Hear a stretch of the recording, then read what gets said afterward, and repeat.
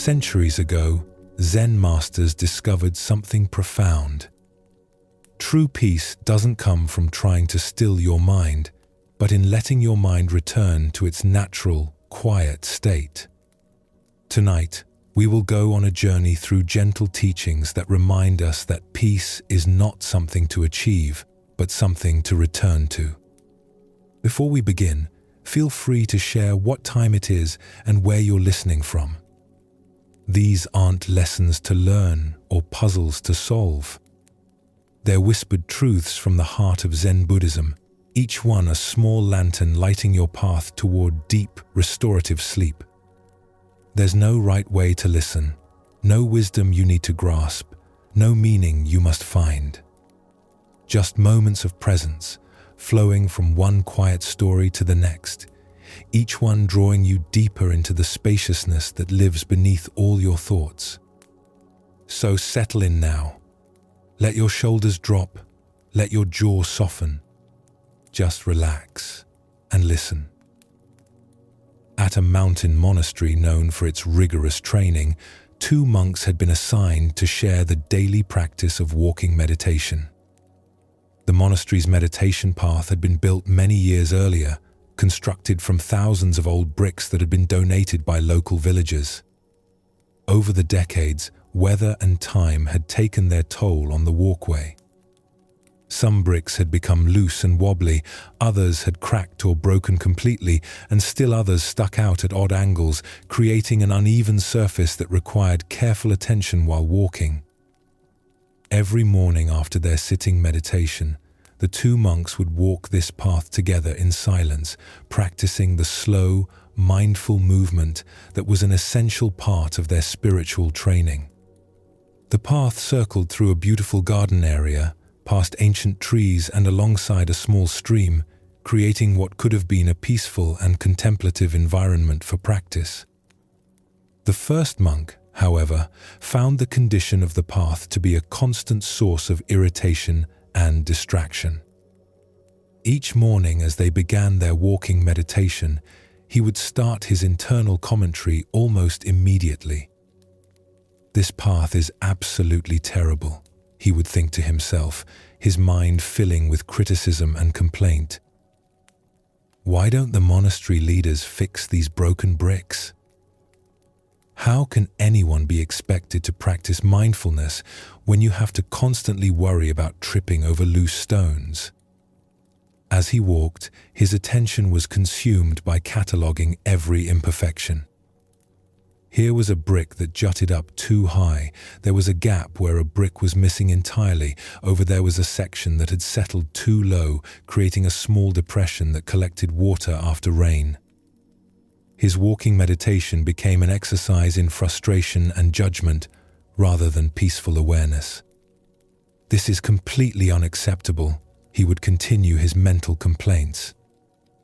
"I keep stumbling over these obstacles. How can anyone find inner peace or develop concentration in these conditions? The path is a disgrace to the monastery's reputation." His companion, the second monk, walked the same path each morning in complete silence. His face maintained a calm, focused expression, and his movements flowed with grace and careful attention. He seemed to navigate the uneven terrain with ease, never appearing frustrated or disturbed by the path's condition. After several weeks of sharing this practice, the first monk's frustration finally reached a breaking point. He could no longer contain his bewilderment at his companion's apparent contentment with such obviously inadequate conditions. "How can you possibly remain so calm and peaceful?" he asked his fellow monk after they had completed their morning walk. "This path is absolutely terrible. The broken bricks make it nearly impossible to meditate properly. How do you manage to practice with such a positive attitude when the conditions are so poor?" The second monk paused thoughtfully before responding, his voice gentle and understanding. "I think I see the source of our different experiences," he said with a slight smile. You are looking at this path as an obstacle to your spiritual practice. You see the uneven bricks as interference with your meditation, as problems that prevent you from developing mindfulness and inner peace. He gestured toward the walkway they had just completed. But I see this path itself as my spiritual practice. Every loose brick serves as a perfect reminder to pay complete attention to where I am and what I'm doing in this exact moment. Every uneven surface becomes an opportunity to practice balance, both physical and mental. Every challenging step requires me to be fully present and aware. The second monk continued with growing enthusiasm for his explanation. Because of this path's condition, I am forced to be completely mindful with every single step I take. I cannot walk here carelessly or let my mind wander to other concerns. The broken bricks demand my total presence and attention. Instead of seeing obstacles, I see countless opportunities to deepen my practice moment by moment. He looked directly at his confused companion. Rather than feeling frustrated by these conditions, I have actually become grateful for them. This imperfect path has taught me more about mindfulness and present moment awareness than any smooth, easy walkway ever could. It has become my greatest teacher. As the Buddha understood, we are what we think. All that we are arises with our thoughts. With our thoughts, we make the world. Here, we discover how profoundly our perception shapes our reality, transforming the same circumstances into either obstacles or opportunities. This ancient wisdom illuminates a fundamental truth about the relationship between external conditions and internal experience. The path was identical for both monks, the same loose bricks, the same uneven surfaces, the same challenging terrain. What differed completely was the frame of reference each monk brought to their encounter with these conditions. The first monk's suffering came not from the path itself, but from his resistance to the path as it was. He had a mental image of how a proper meditation path should be, smooth, level, predictable, and he measured the actual path against this ideal, finding it constantly lacking. His practice became a battle against reality rather than an engagement with what was actually present. Why do we so often expect our spiritual practice, our relationships, and our daily life to unfold under ideal conditions? We imagine that peace, growth, and happiness will come when circumstances align perfectly with our preferences. But as the second monk discovered, waiting for perfect conditions often means missing the profound teachings available in imperfect circumstances.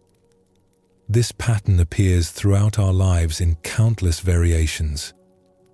We might postpone being happy until our job situation improves, our health gets better, or our relationships become easier. We delay contentment until the economy stabilizes, the weather gets nicer, or other people become more reasonable. In doing so, we miss the possibility of finding peace, growth, and even joy within current conditions, however challenging they might be. The broken bricks in the story represent all the imperfections in our daily experience that we typically see as problems rather than teachers. The difficult conversation that requires us to practice patience, the financial stress that invites us to examine our values, the physical pain that teaches us about impermanence, these challenges can become either sources of suffering or opportunities for awakening, depending on our perspective. Consider how this teaching might apply to your current challenges. Is there some area of your life where you're waiting for conditions to improve before you can be fully present and engaged? Perhaps you've been postponing contentment until your living situation changes, your health improves, or your relationships become less complicated. Zen master Suzuki Roshi said, "Each of you is perfect the way you are." and you can use a little improvement. This paradox points toward the second monk's approach, accepting conditions exactly as they are while still working skillfully within them. In our meditation practice, we often encounter the same choice between these two approaches. We might sit down to meditate and immediately notice that our mind is restless, our body is uncomfortable, or our emotions are agitated. The first monk's approach would be to see these as problems that prevent real meditation. The second monk's approach would be to use these very conditions as the substance of meditation itself. The Buddha taught, the mind is everything. What you think you become. When we think of challenges as obstacles, we become frustrated and resistant. When we think of challenges as teachers, we become curious and engaged. Tonight, as you reflect on the challenges currently present in your life, can you identify any broken bricks that you've been seeing only as obstacles to your happiness or peace? What might shift if you could approach tomorrow's difficulties with the second monk's perspective, seeing each uneven moment as an invitation to practice greater awareness and presence? As the Buddha reminded us, every morning we are born again. What we do today is what matters most. Each step on tomorrow's path offers a new opportunity to choose between resistance and engagement, between seeing problems or finding teachers. As we continue our journey through the wisdom of Zen Buddhism, let us explore a story about transforming our relationship with suffering. This is the tale of the salt and the lake. In a quiet monastery nestled among rolling hills, there lived an aging master renowned for his patience and wisdom. Among his students was a young apprentice whose heart had become heavy with complaints about life's difficulties. Each morning, the apprentice would arrive with fresh grievances. "Master, why is life so hard? Yesterday, my meditation was disturbed by noise. Today, my back aches from the hard floor. When will this suffering end?" His voice carried the weight of someone who had catalogued every small discomfort until they had grown into an overwhelming burden. The master listened with infinite patience, but as days turned to weeks, he recognized that words alone would not shift his student's perspective.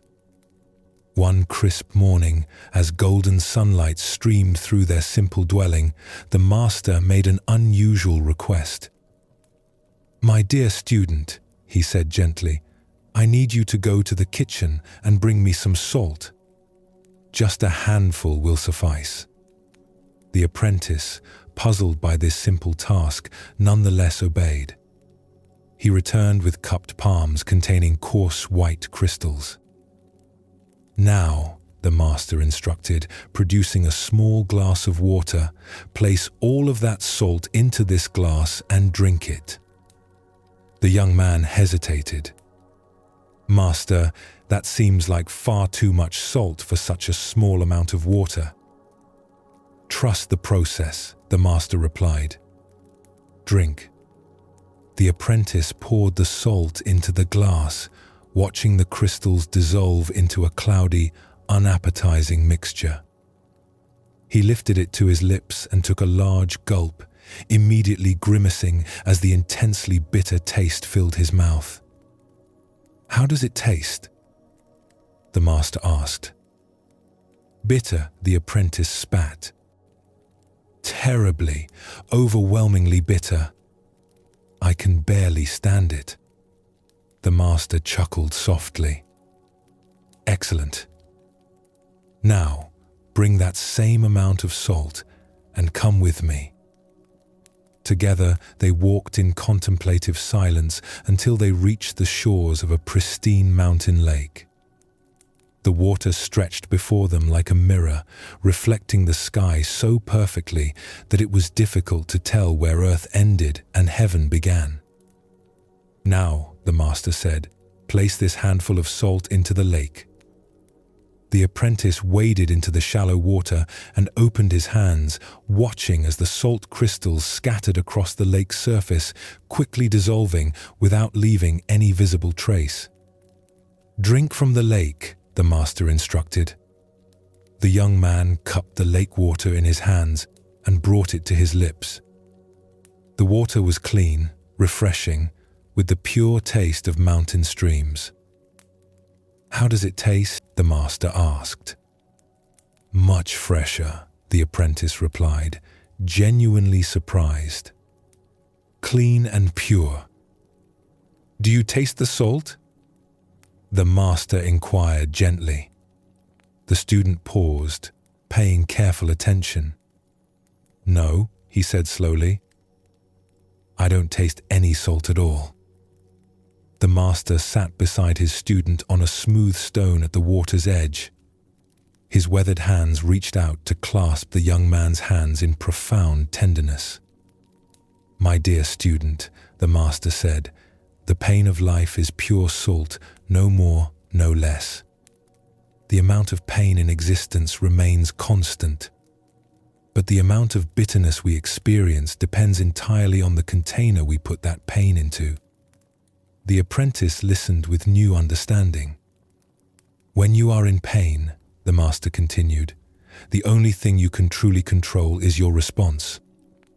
You can choose to be a small glass where every grain of salt overwhelms your senses. Or you can choose to enlarge your sense of things, to become like this vast lake where the same salt dissolves harmlessly into something much greater." The master paused. "Stop being a glass, my friend. Become a lake."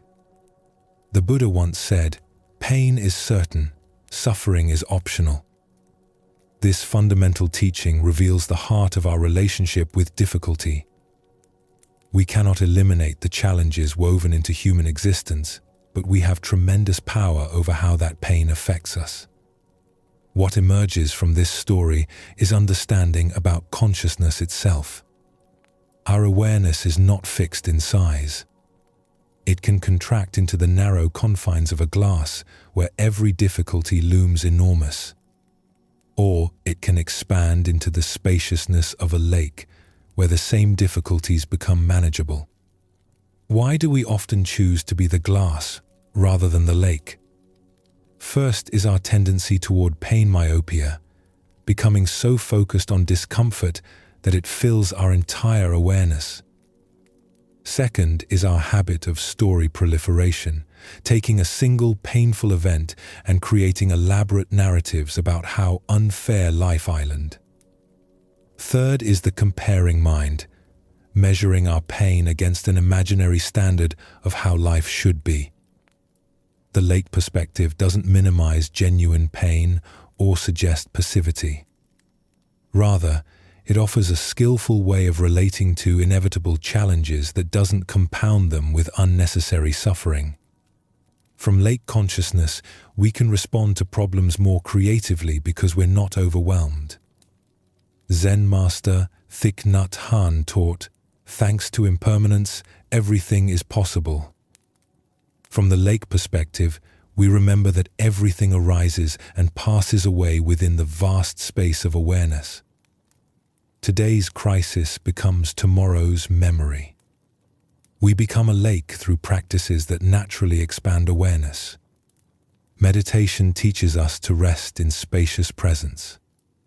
Gratitude helps us notice experiences beyond immediate difficulties. Service reminds us that our pain is part of shared human experience. Tonight, as you reflect on current challenges, can you sense the difference between experiencing them from glass consciousness versus lake consciousness? What would it feel like to allow your awareness to expand beyond the immediate intensity of difficulties to include the vast context of this moment? As the Buddha taught, if you want to know your mind, sit down and observe it. If your mind is clear, happiness will come. The clarity he speaks of is not the absence of salt, but the spaciousness to hold it skillfully. In becoming lakes rather than glasses, we discover that pain can become a gateway to deeper compassion and freedom. Now, let us explore a story about the difference between superficial understanding and lived wisdom. This is the tale of following the stream. In the heart of a vast wilderness, where towering pines stretched toward endless sky, two city dwellers found themselves completely lost. They had ventured into the high timber for what was supposed to be a simple day hike, but overconfidence and poor preparation had led them far from any familiar trail. For a day and a night, they wandered through the dense forest, their anxiety growing with each passing hour. The comfortable urban world they knew seemed impossibly distant. Every tree looked the same, every path led to another confusing intersection, and their sense of direction had completely abandoned them. Just as panic was beginning to set in, they stumbled upon an old hermit sitting peacefully beside a small clearing. His weathered face spoke of years spent in solitude, and his calm presence offered immediate comfort to the desperate travelers. "How do we find our way back to civilization?" they asked urgently, their voices carrying the desperation of people who had exhausted their own resources. The hermit looked at them with kind eyes that seemed to see more than their immediate predicament. "I could tell you," he replied thoughtfully, "but you'd still get lost." The two men exchanged confused glances. This wasn't the straightforward directions they had hoped for. "What should we do?" they asked, their frustration evident. "Go with the flow," the hermit answered simply. "I beg your pardon?" One of them responded, clearly expecting something more practical and specific. The hermit smiled and gestured toward a small stream that bubbled cheerfully through the clearing. "Go with the flow. You see that stream over there? Just follow it. Streams go into creeks, and creeks go into rivers, and rivers go through towns. Also, along the way you'll have water to drink and berries to eat." This practical advice made immediate sense to the lost travelers.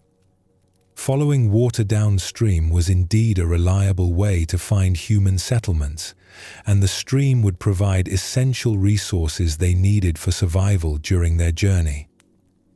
But one of the men, perhaps having heard spiritual teachings before, asked a deeper question. "Is that what Zen people mean when they say, 'go with the flow'?" The hermit paused for a moment, considering this question with the same careful attention he had given their practical need for directions. "Yes and no," he replied enigmatically, and then continued along his way, leaving the two men to find their own understanding of his words.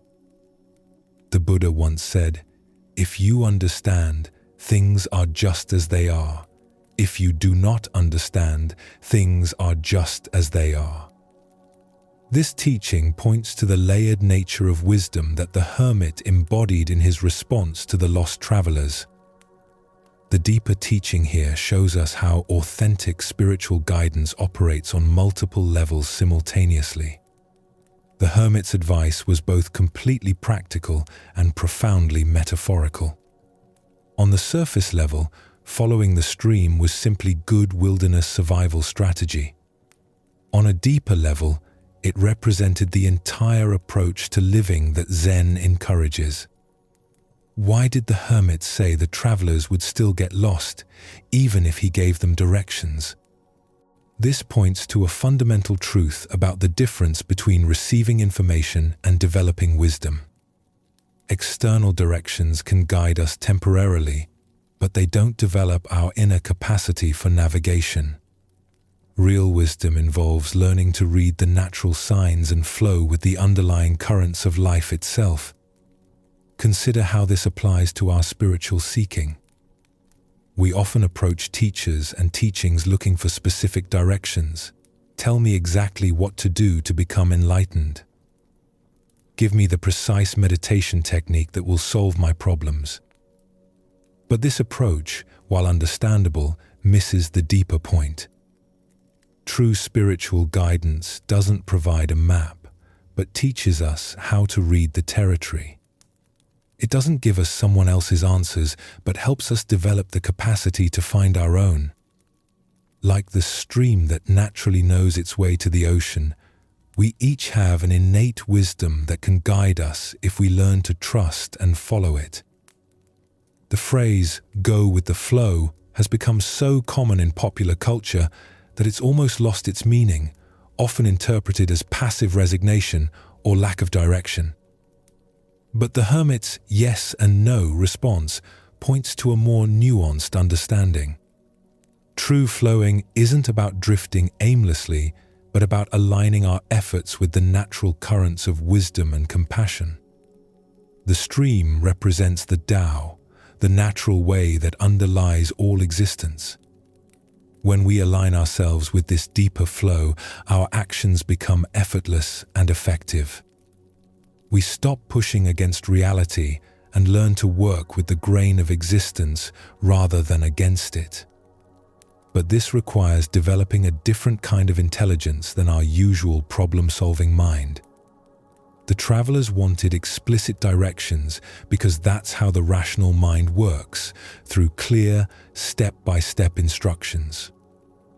But the deeper intelligence the hermit was pointing toward operates more like intuition, sensing the right direction moment by moment rather than following a predetermined plan. This is why contemplative traditions emphasize present moment awareness. The stream doesn't need to know where the ocean is, it simply flows in the direction that feels natural right now. Similarly, when we develop moment-to-moment mindfulness, we can sense the appropriate response to each situation without needing to figure out the entire journey in advance. Tonight, as you navigate the complexities of your own life, can you sense the streams of natural wisdom flowing beneath the surface of your daily concerns? What would it mean to trust that deeper current while still attending responsibly to practical necessities? Buddha's wisdom reminds us, thousands of candles can be lighted from a single candle, and the life of the candle will not be shortened. The hermit's guidance was like lighting a candle in the travelers' minds, providing not just directions but a way of approaching life that could serve them in countless future situations. Let us now turn to a story about the fundamental truth that governs all experience. This is the teaching of the meditation student and the wise reminder. A young student had been practicing meditation for several months with sincere dedication.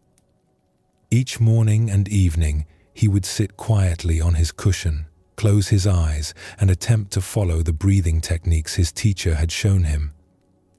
Some days the practice felt natural and peaceful, but recently he had been struggling with what seemed like constant distraction and discomfort. On this particular morning, he could barely sit still for 5 minutes before frustration overwhelmed him. His mind raced with thoughts about work, relationships, and a dozen trivial concerns. His legs ached from sitting in an unfamiliar position, and despite his best efforts to focus on his breath, he found himself constantly pulled away by mental chatter and physical restlessness. After what felt like hours but was probably only 20 minutes, he gave up on his practice and sought out his meditation teacher. He found the elderly monk tending a small garden behind the meditation hall, peacefully pulling weeds in the early morning sunlight.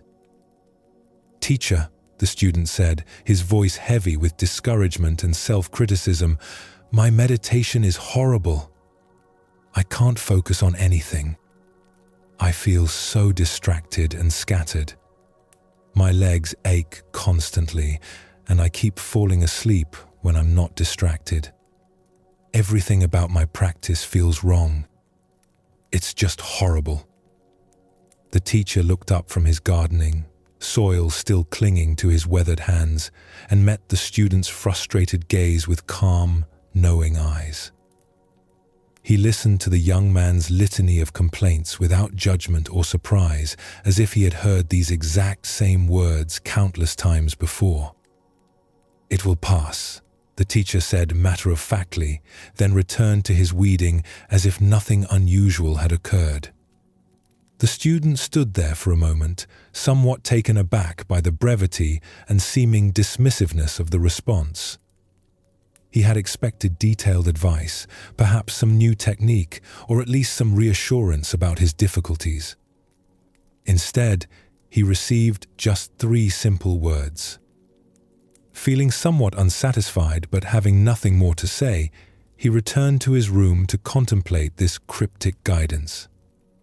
Over the following days, the student continued his practice despite his frustrations. Gradually, something began to shift. The intense distractions started to subside, his body adjusted to the sitting position, and moments of genuine peace began to emerge between the chaos of thoughts. By the end of the week, his meditation had transformed completely. Excited by this positive change, he once again sought out his teacher, this time finding him sweeping leaves from the temple courtyard. The student's face glowed with enthusiasm and relief. "Teacher," he exclaimed, "my meditation is wonderful now. I feel so aware, so peaceful, so alive during my practice. My mind is clear, my body is comfortable, and I'm experiencing the most beautiful states of consciousness. Everything about my meditation is just wonderful." The teacher paused in his sweeping, looked at the student with the same calm expression he had worn the week before, and gave exactly the same response. "It will pass." This time the student heard the deeper teaching.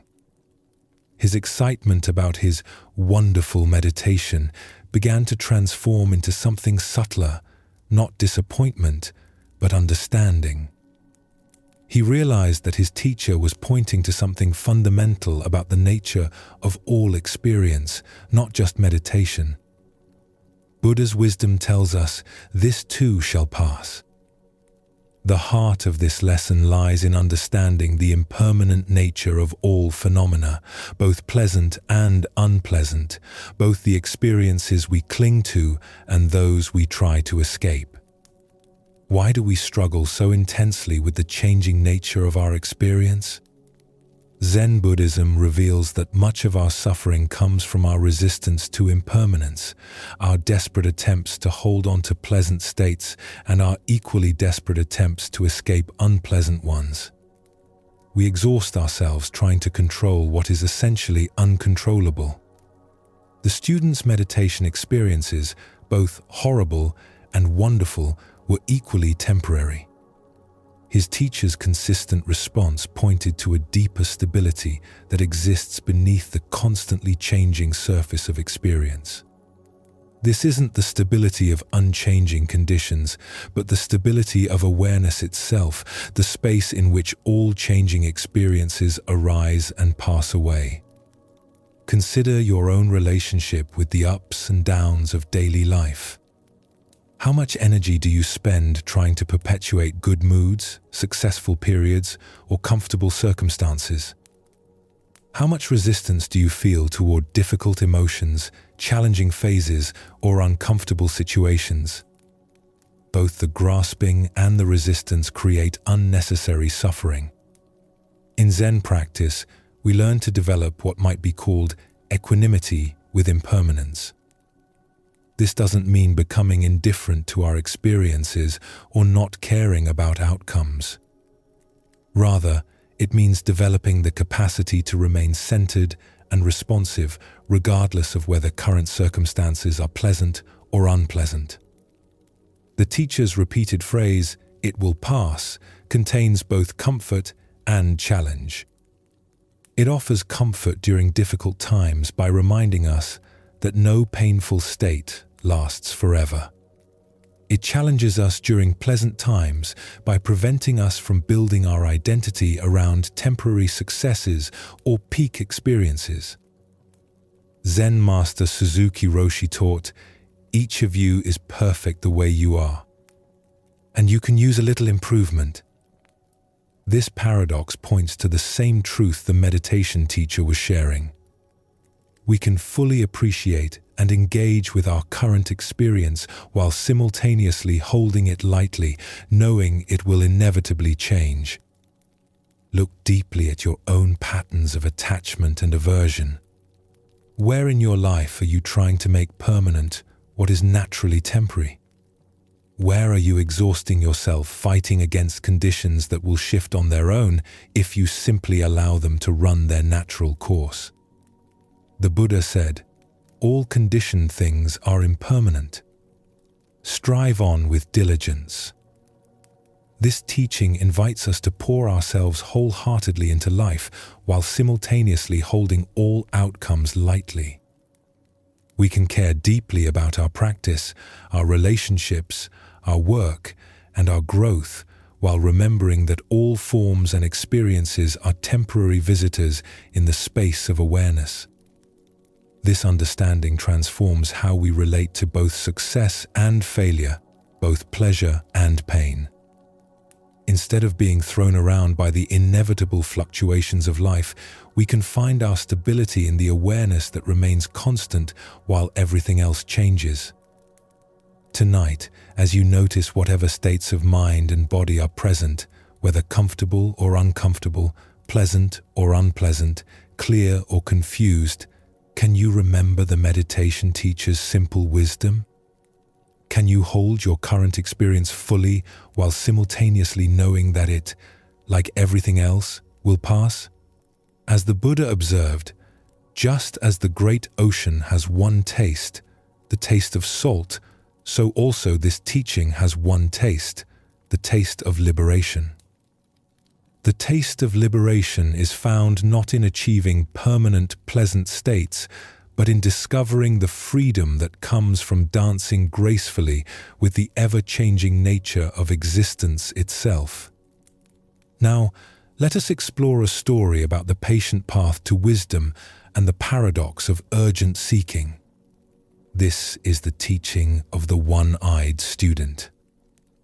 In a peaceful valley surrounded by cherry trees, a young man had heard stories of a renowned Zen master whose students achieved profound realization through diligent practice.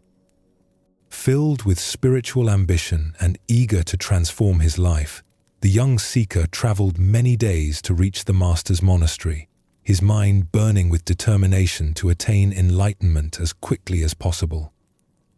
When he finally arrived, dusty from the road and bright with enthusiasm, he immediately sought an audience with the master. The old teacher received him in a simple room overlooking a garden where monks moved slowly among vegetables and flowers, their movements unhurried and graceful. "Master," the young man said, bowing earnestly, "I have come to study Zen with complete dedication. I am willing to work harder than anyone has ever worked before.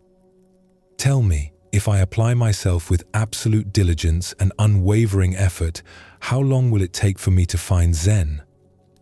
The master sat quietly for a long moment, watching the young man's eager face, noting the tension in his shoulders and the urgent energy that radiated from his posture. Finally, he replied thoughtfully, 10 years. The student's eyes widened with surprise. 10 years seemed like such a long time when enlightenment felt so urgent, so necessary for his happiness. Surely, with the right approach, the process could be accelerated. "But Master," he said, leaning forward intently, "what if I work very, very hard and really apply myself to learn fast? What if I meditate longer than the other students, study more texts, practice more intensively? How long then?" The master considered this with the same careful attention, then replied calmly, "Well, 20 years. The young man's face showed his confusion and growing frustration. This made no sense at all. How could greater effort result in slower progress? Perhaps the master hadn't understood the depth of his commitment. "But master, I don't think you understand how serious I am about this," he said, his voice rising slightly with urgency. "What if I really work at it? What if I dedicate every waking moment to practice, sleep only when absolutely necessary, and push myself beyond all normal limits? Surely then I could achieve realization much faster. How long would it take then?" 30 years, the master replied without hesitation. By now, the student was completely bewildered and increasingly agitated. Nothing the master said made sense according to his understanding of how learning worked. In every other area of life, music, martial arts, scholarship, harder work produced faster results. Why should spiritual practice be different? "Master, I do not understand," he said, no longer able to hide his disappointment and confusion. "Each time that I say I will work harder, you say it will take me longer. This seems completely backwards. Why do you say that?"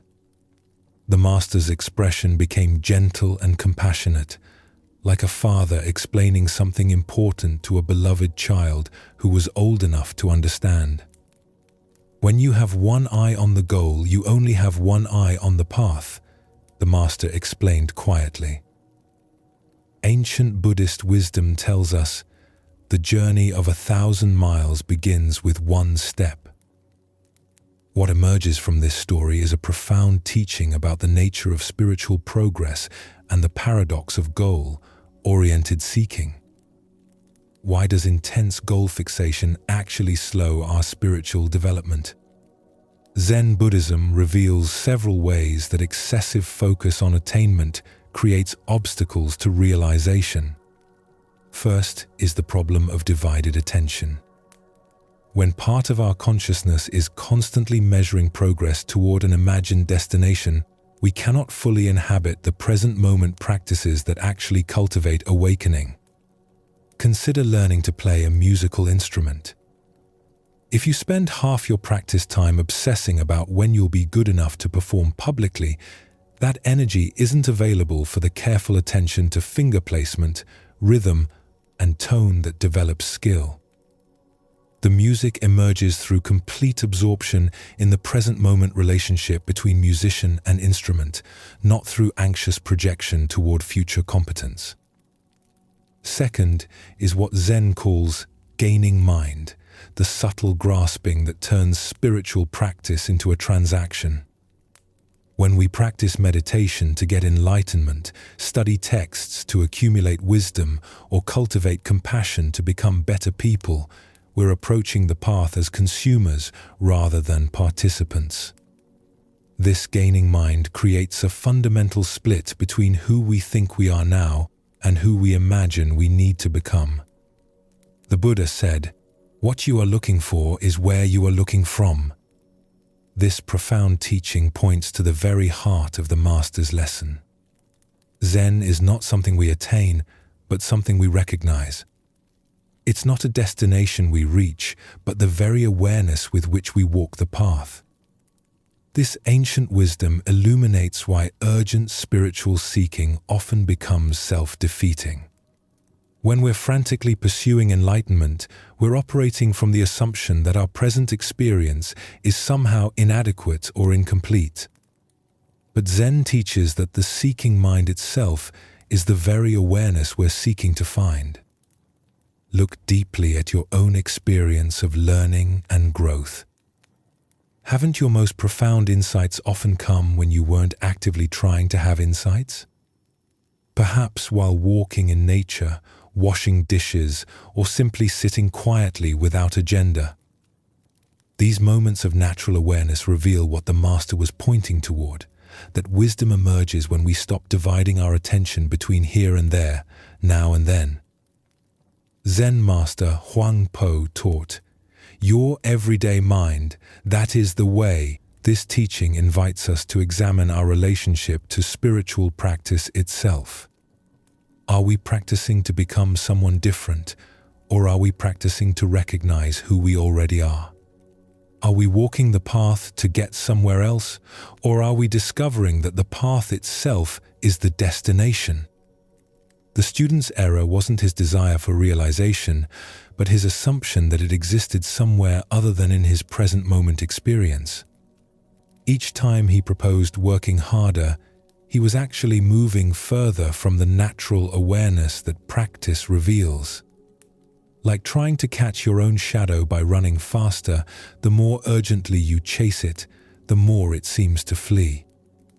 In Zen practice, we cultivate what's called just sitting, meditation without gaining mind, without agenda, without dividing attention between practice and goal.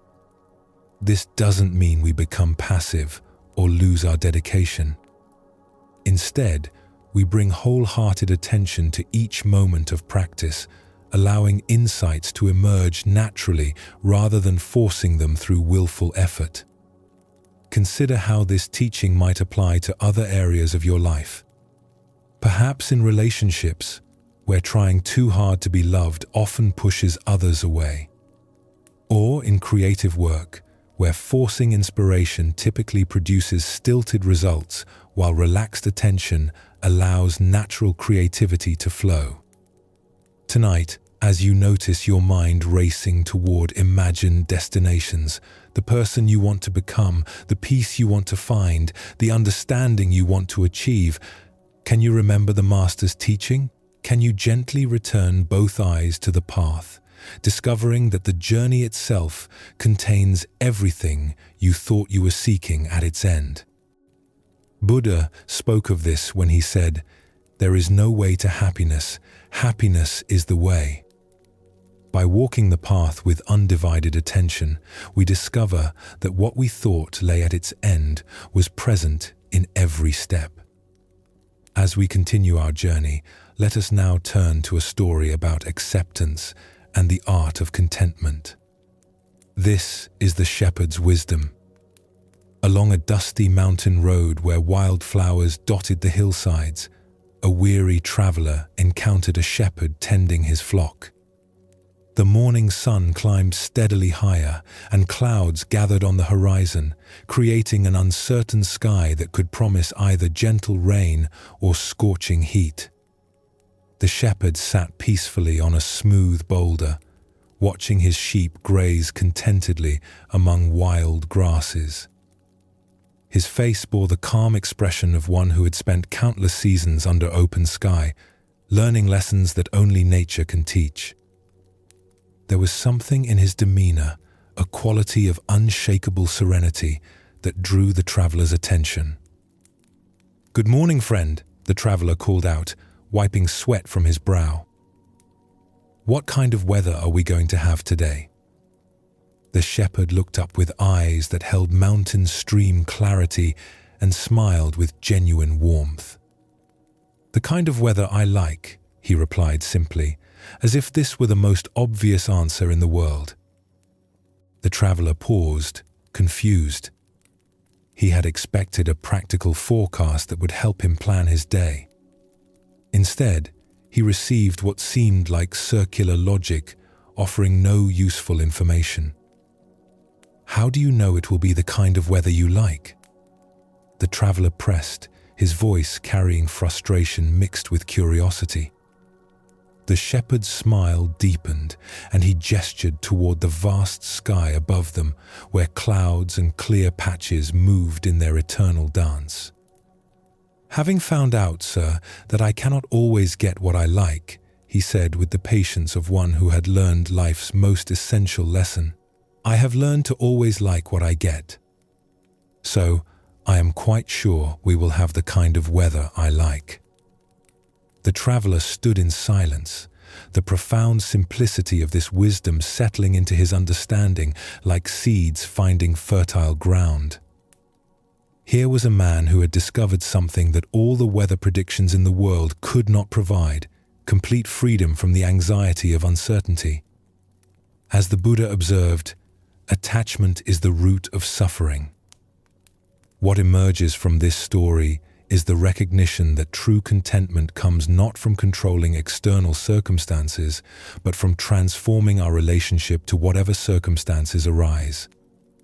Why do we exhaust ourselves trying to arrange life according to our preferences rather than learning to find peace within whatever life presents? The shepherd represents what Zen calls great acceptance, not passive resignation, but the profound wisdom that recognizes resistance to reality as the primary source of suffering. When we fight against what is, we create an internal war that drains our energy and blocks our capacity for contentment. When we learn to align ourselves with reality as it unfolds, we discover the tremendous peace that comes from swimming with the current rather than against it. Consider how much mental and emotional energy we spend each day resisting circumstances beyond our control. Traffic jams, weather that doesn't match our plans, people who don't behave as we think they should. Each resistance creates a small contraction in our awareness, a tiny rebellion against reality that accumulates into chronic dissatisfaction. The shepherd's approach doesn't mean becoming passive or ceasing to have preferences. We can still hope for sunny days while fully accepting rainy ones. We can work toward goals while finding peace when outcomes differ from expectations. The key lies in holding our preferences lightly, rather than allowing them to determine our contentment. Zen master Sung Tan wrote, "The great way is not difficult for those who have no preferences."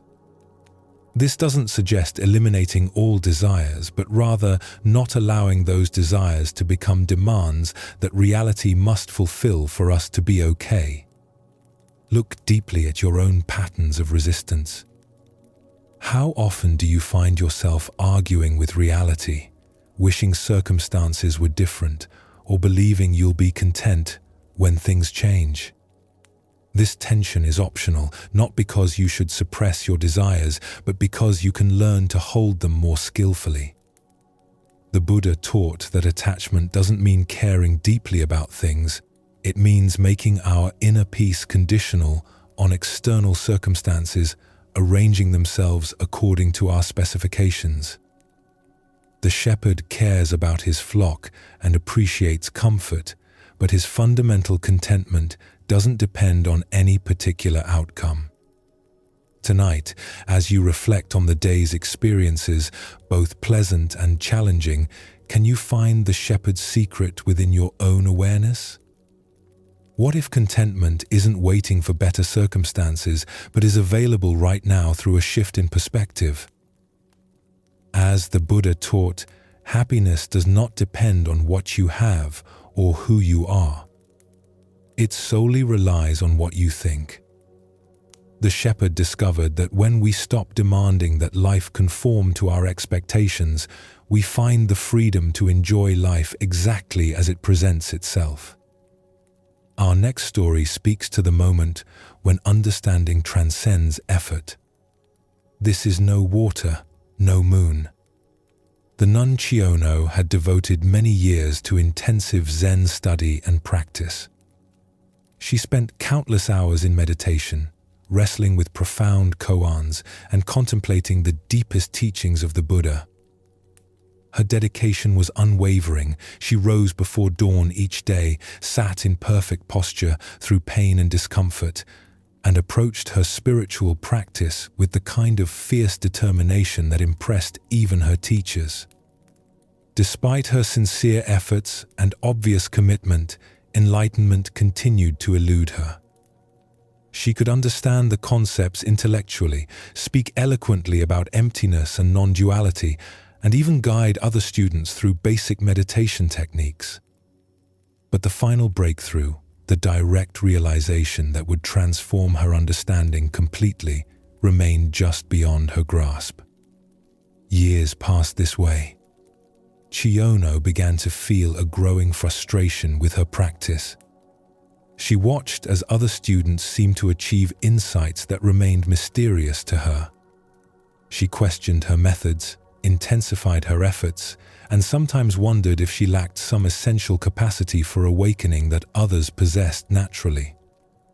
One night, after a particularly long day of meditation and study, Chiono was walking slowly back to her small quarters. She carried an old wooden water pail that she had filled at the well earlier that evening. The pail was ancient, held together by strips of bamboo that had grown worn and weak with age. It had served faithfully for many years, but she could feel it becoming increasingly fragile in her hands.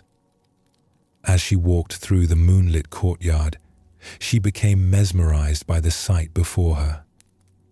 The full moon hung perfectly in the dark sky above, its bright light illuminating the temple grounds with a soft, ethereal glow. But what captured her attention was the reflection of that moon in the water she carried. There, contained within her humble pail, was a perfect, unbroken circle of light. The moon itself, complete and radiant, held in water. She walked carefully, almost reverently, watching this reflected moon dance gently with each step she took. The image was so clear, so perfect, that it seemed as real as the moon in the sky above. For a moment, she felt she was carrying something sacred, transporting this luminous presence from the well to her room. Suddenly, without warning, the aged bamboo strips that held the pail together finally gave way. The bottom of the bucket fell out completely, and all the water rushed to the ground in a single, swift motion. In an instant, the reflection of the moon vanished completely. With no water, there was no moon. At that precise moment, watching the reflected moon disappear as the water hit the earth, Chiono experienced complete liberation. All her years of seeking, striving, and effort suddenly revealed themselves as unnecessary. The very thing she had been chasing, enlightenment, awakening, understanding, had never been separate from her to begin with. Like the moon's reflection, it had appeared to exist independently, but it was simply the natural expression of what was already present. Buddha spoke of this when he said, "Look within. You are the Buddha." The deeper teaching here shows us that spiritual realization often comes not through accumulation, but through release, not through grasping, but through letting go. This ancient tale illuminates a fundamental paradox in all spiritual seeking. We begin the path believing that enlightenment is something we must acquire, achieve, or attain through effort and discipline. We imagine it as a distant goal, a state of consciousness we don't currently possess, but might earn through sufficient practice and dedication. Chiono's years of sincere effort weren't wasted. They were necessary preparation, like tenderizing the soil before planting seeds. But her breakthrough came precisely when she stopped trying to capture and hold on to spiritual realization and instead witnessed its natural arising and dissolving. Why do we find it so difficult to recognize what is already present? The seeking mind creates the very separation it hopes to overcome. When we believe that awakening exists out there or in the future, we overlook the awareness that is reading these words right now, the consciousness that experiences thoughts and emotions without being limited by them. Consider how this pattern plays out in your own spiritual life or personal development. Do you sometimes feel like you're chasing insights, trying to grasp peace, or working to achieve a state of mind that seems just beyond reach? The very effort to capture these experiences can prevent us from recognizing that the awareness capable of seeking is already what we're seeking. This doesn't mean abandoning all spiritual practice or personal growth efforts. Chiono's years of discipline created the conditions for her realization. But it does point toward a different relationship with practice, engaging wholeheartedly while holding the results lightly, like carrying water that might spill at any moment. Zen master Bankei expressed this understanding when he said, "The unborn is the Buddha, mind itself." When you have realized this fact, the Buddha mind with which you were born from your mother has done the Buddha's work from the very beginning. What we're seeking in meditation, therapy, or personal growth is the recognition of what was never absent. The water and moon in the story represent the apparent duality between seeker and sought, between the ordinary mind and the awakened mind. As long as we believe these are separate, that the moon exists independently in the water, we try to protect and preserve our spiritual experiences. But when the container breaks, we discover that the separation was illusory. This teaching extends beyond formal spiritual practice into every area of life where we chase happiness, success, or fulfillment, as if these were objects to be acquired rather than expressions of our true nature. The perfect relationship, the ideal job, the peaceful state of mind, these are often reflections we try to capture and hold, not recognizing that their essence is already present in our capacity to appreciate and seek them. In Zen practice, we learn to trust the process of natural unfolding rather than forcing insights or demanding particular experiences. Sometimes the most profound understanding comes when we stop trying so hard to understand, when we let the bottom fall out of our containers and allow our carefully constructed spiritual images to dissolve.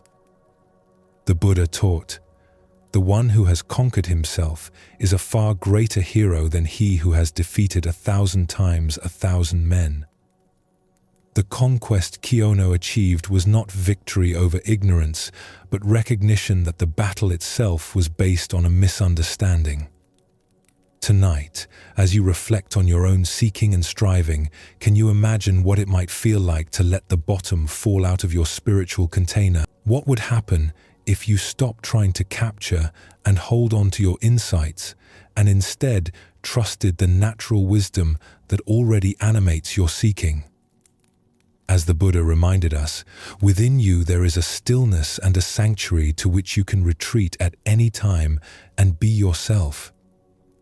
Perhaps what we're looking for has been looking through our eyes all along.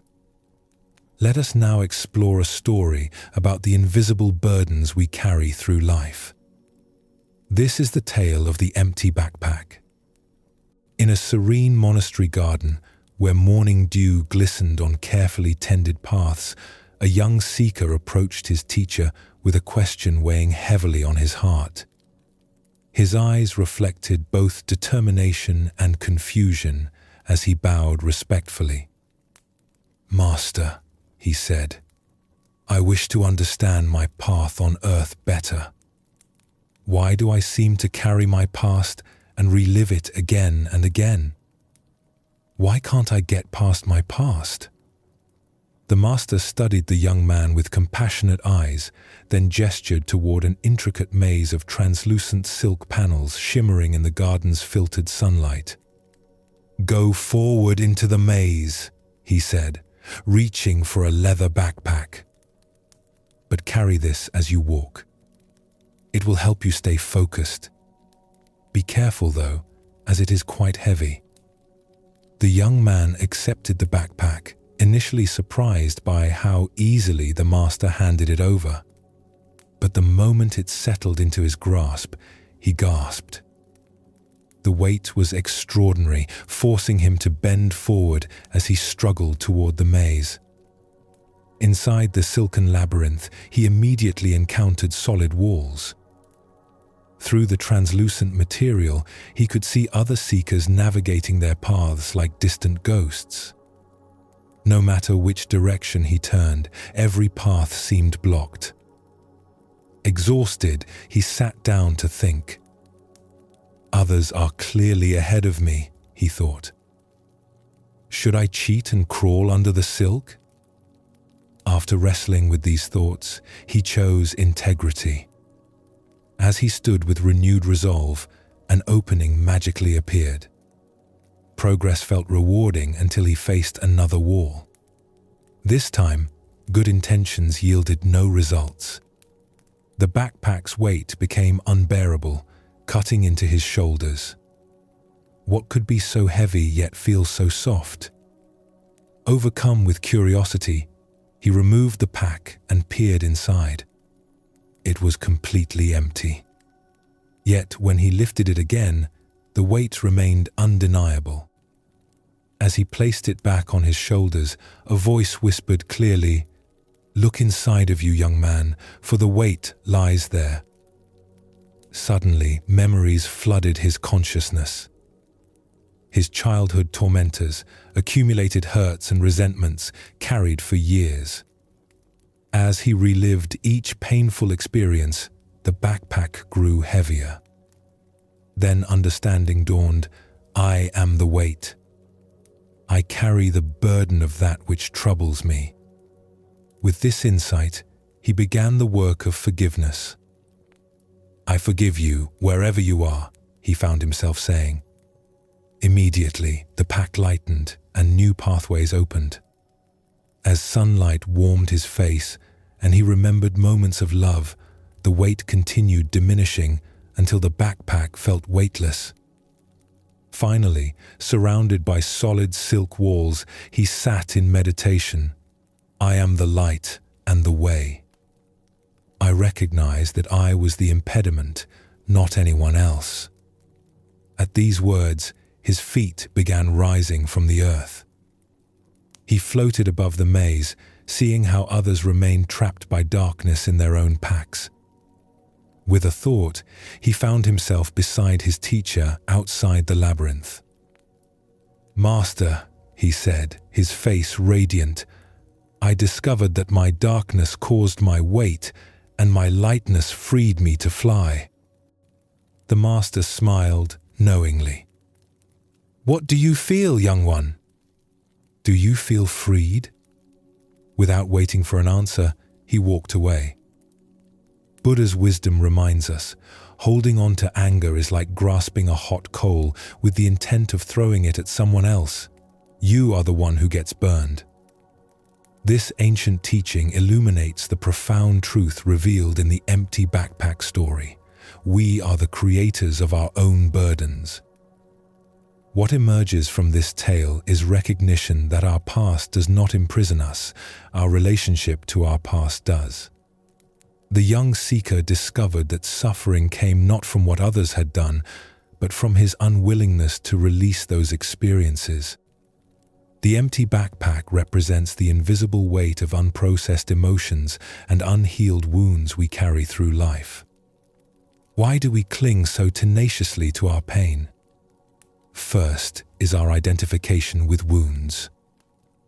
We derive identity from grievances, thinking, "I am someone who was wronged," rather than, "I experienced wronging but am not defined by it." Second is our addiction to the familiar. Even painful emotions become comfortable because they're known. Third is our misunderstanding of forgiveness, believing it means condoning harmful behavior rather than freeing ourselves from resentment's prison. Consider how this plays out daily. The colleague who received credit for your idea still triggers anger. The parent who criticized you decades ago still influences your self-talk.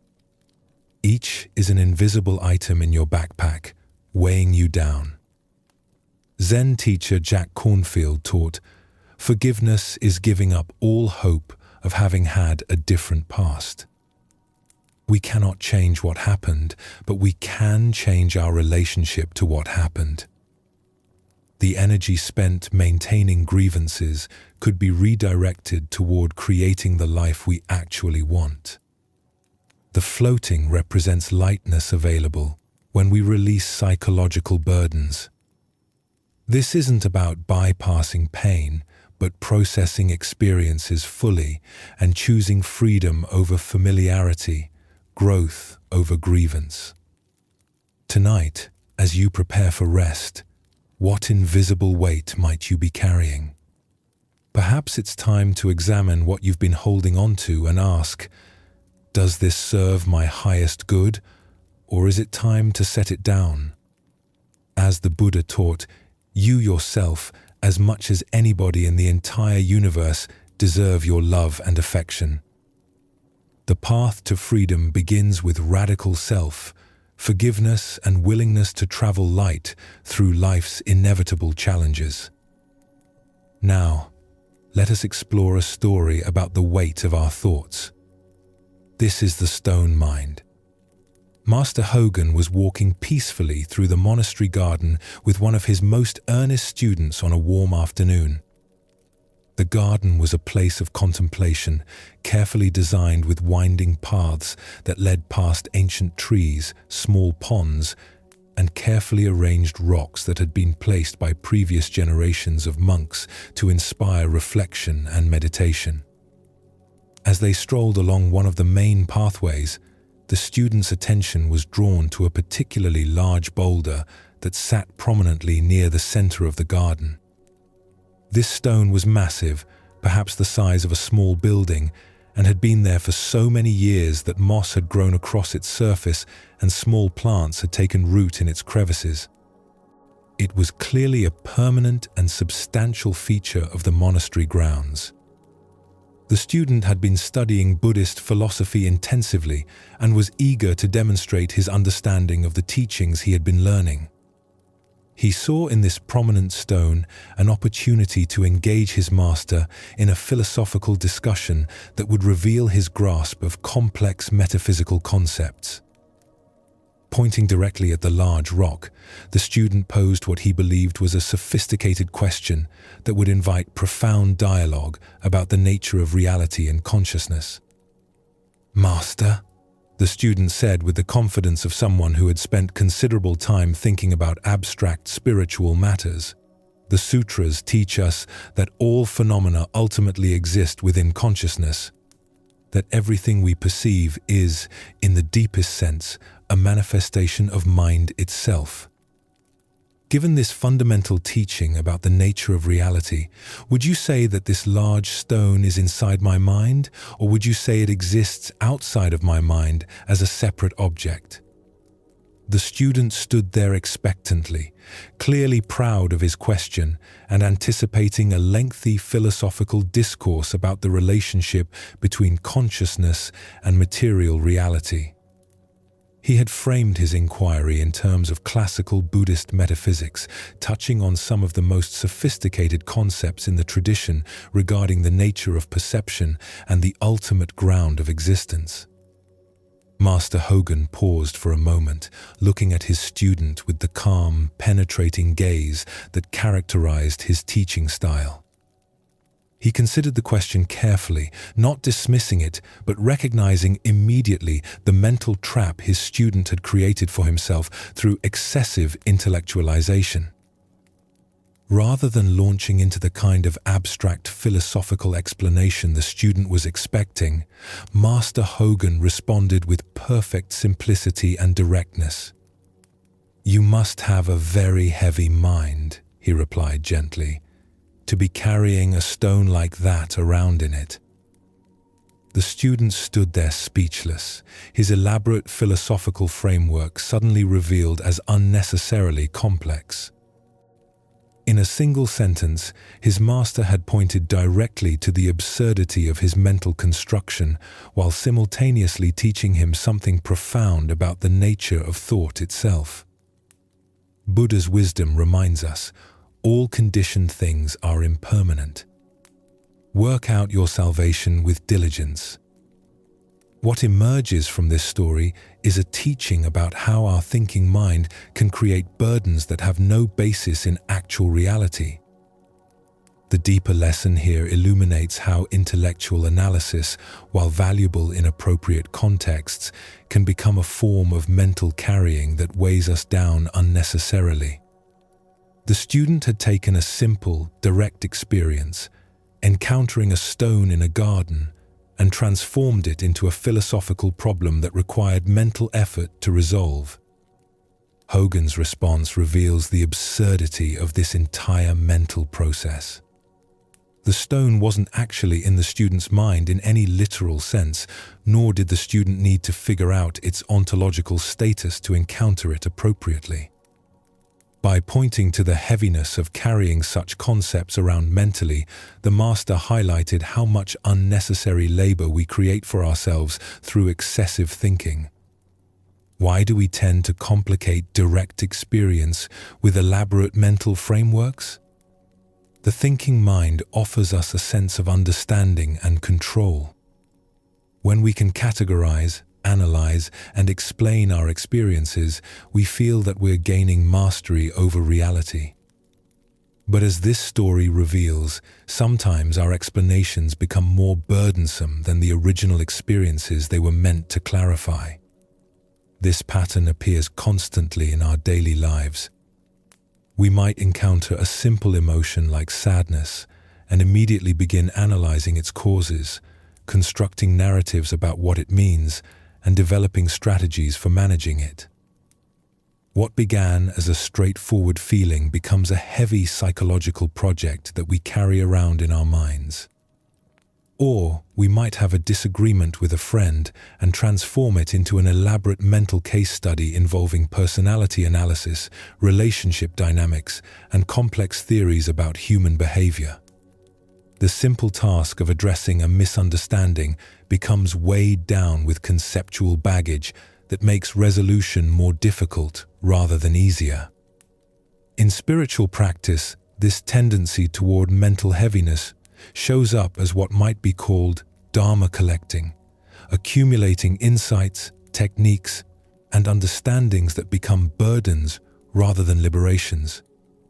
We might study meditation for years while creating an increasingly complex internal library of spiritual concepts that we carry around rather than simply sitting quietly and breathing.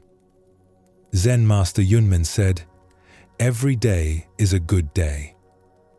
This points toward the possibility of meeting each moment directly without the mental weight of excessive interpretation or analysis. The stone in the garden was simply a stone, an object to be appreciated, perhaps sat upon, or simply noticed and passed by. It didn't require philosophical categorization to be encountered appropriately.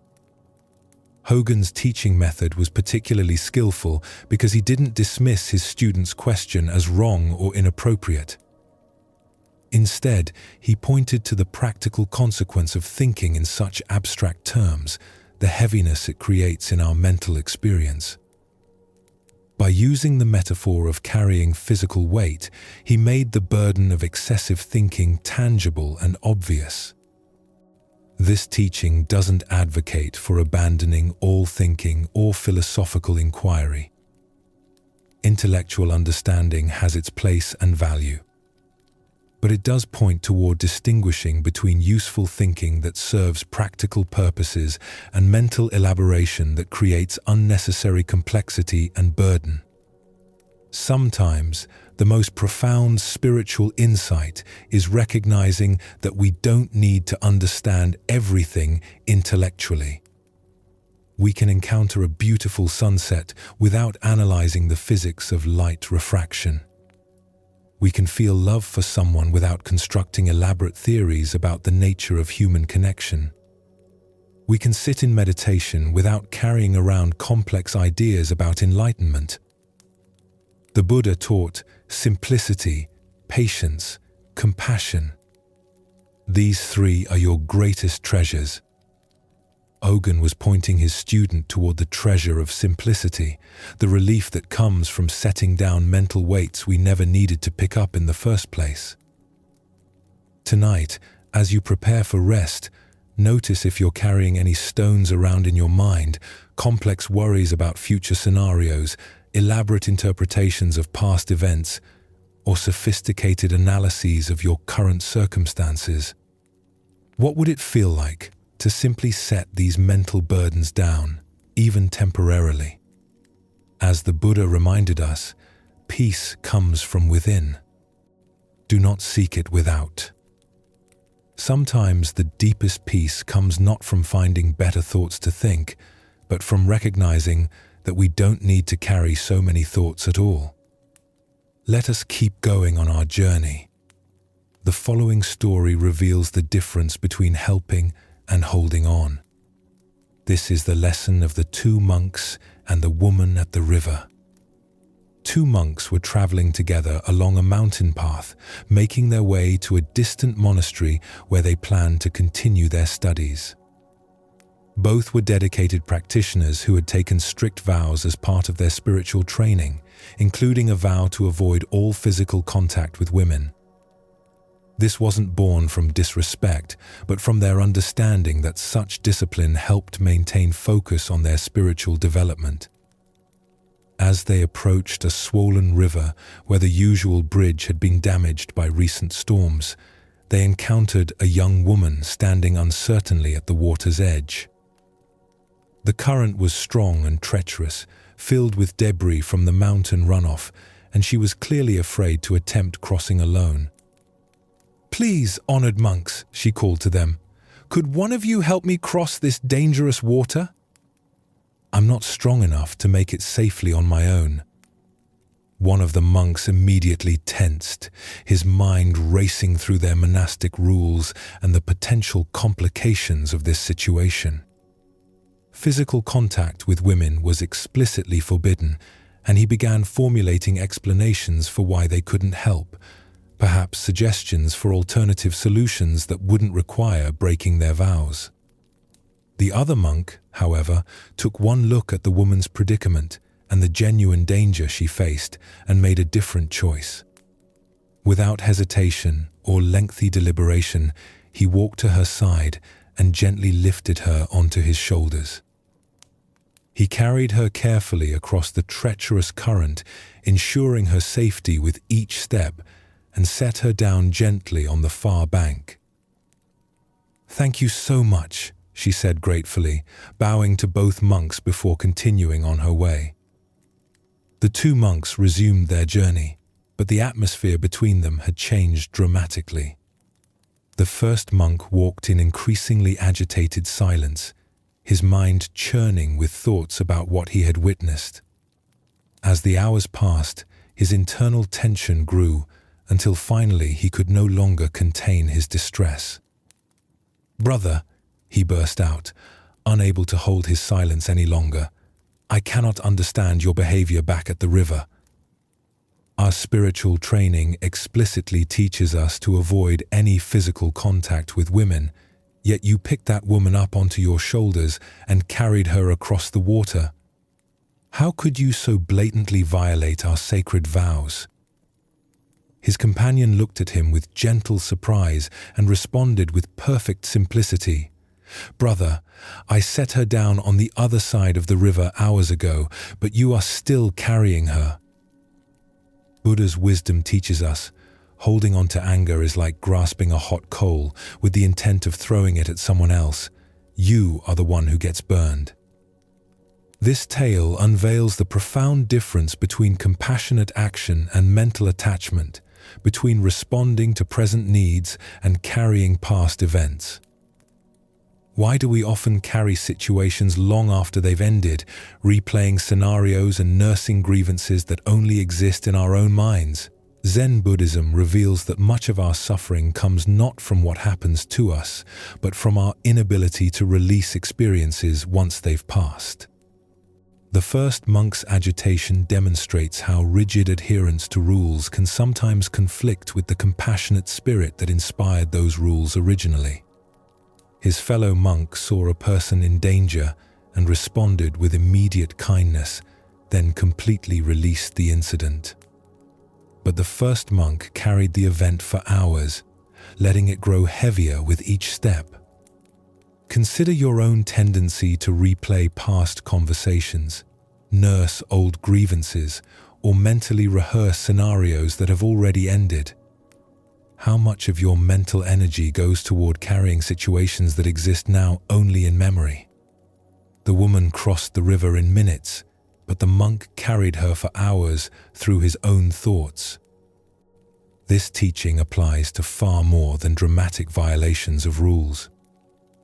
We carry harsh words someone spoke years ago, mistakes we made decades past, embarrassing moments that no one else even remembers. Meanwhile, the present moment, rich with possibility and actual experience, goes unnoticed because we're too busy carrying ghosts from the past.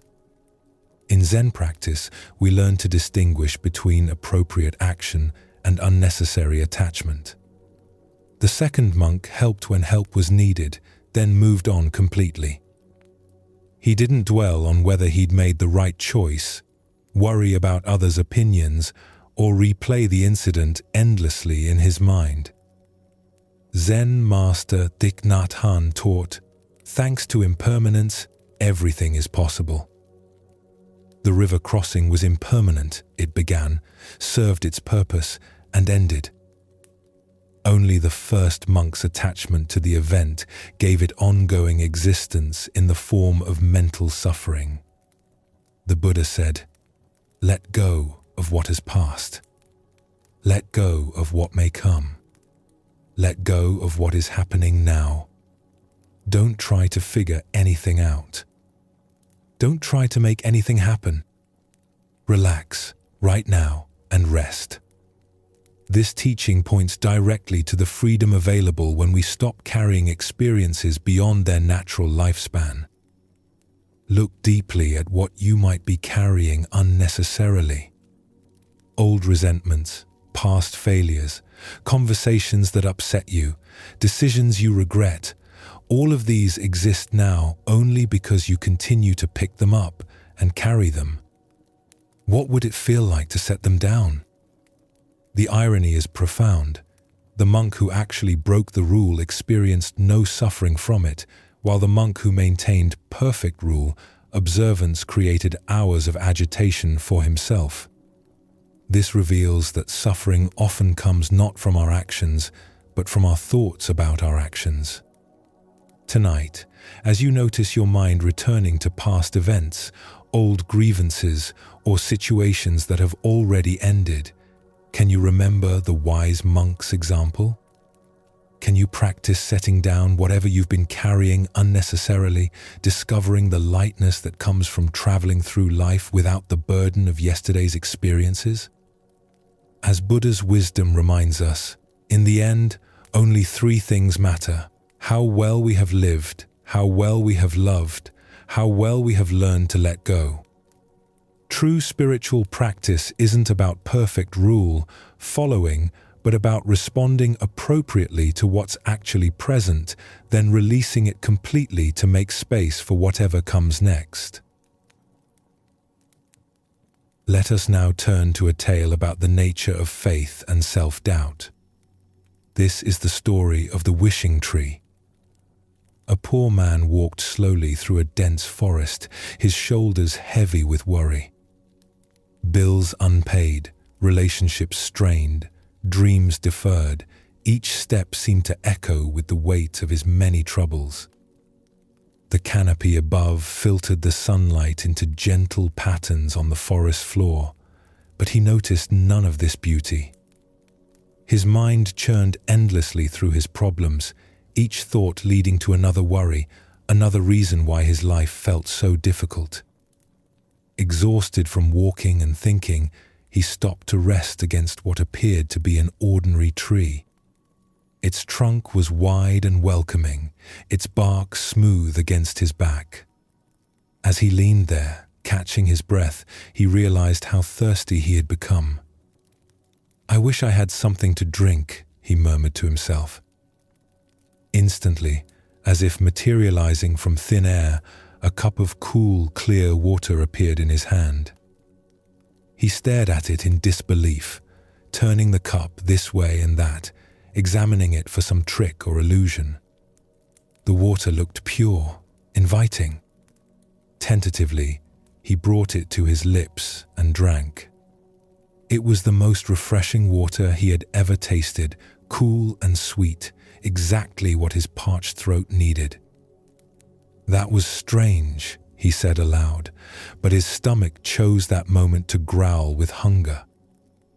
Almost without thinking, he wished for food. A simple but nourishing meal appeared before him on a wooden plate: fresh bread, ripe fruit, and vegetables that looked as if they had just been harvested. The aroma made his mouth water. He ate slowly, marveling at each bite. "My wishes are being granted," he whispered in amazement. The realization sent a thrill through his entire body. "Well then," he said with growing excitement, "I wish for a beautiful home of my own." Before his eyes, in the meadow just beyond the tree, a magnificent house materialized. It was everything he had ever dreamed of: spacious rooms filled with light, comfortable furnishings, gardens blooming with flowers. His heart raced with joy as he stood and approached his new home. "If I have such a house," he reasoned, "I'll need help to maintain it." He wished for servants, and immediately several kind-faced people appeared, bowing respectfully and asking how they might serve him. The man laughed with delight, hardly believing his incredible fortune. And what good is a beautiful home without someone special to share it with? He wondered aloud. He wished for a beautiful, loving, intelligent woman to be his companion. A radiant woman appeared beside him, her eyes warm with affection, her smile gentle and knowing. But as she took his hand, something shifted in the man's mind. The rational voice that had whispered doubts throughout his life suddenly grew louder. "Wait a minute," he said, stepping back from the woman. "This is ridiculous. I'm not this lucky. Things like this don't happen to people like me. This can't be real." As the words left his mouth, everything began to fade. The woman's loving smile dissolved first, then the servants, then the beautiful house, and finally even the simple meal he had enjoyed. He found himself alone again, leaning against what now seemed like an ordinary tree, with nothing but his original troubles for company. He shook his head knowingly. "I knew it," he muttered, and walked away through the forest, his mind immediately returning to the familiar patterns of worry and complaint that had occupied him before. Buddha's wisdom reminds us, we are what we think.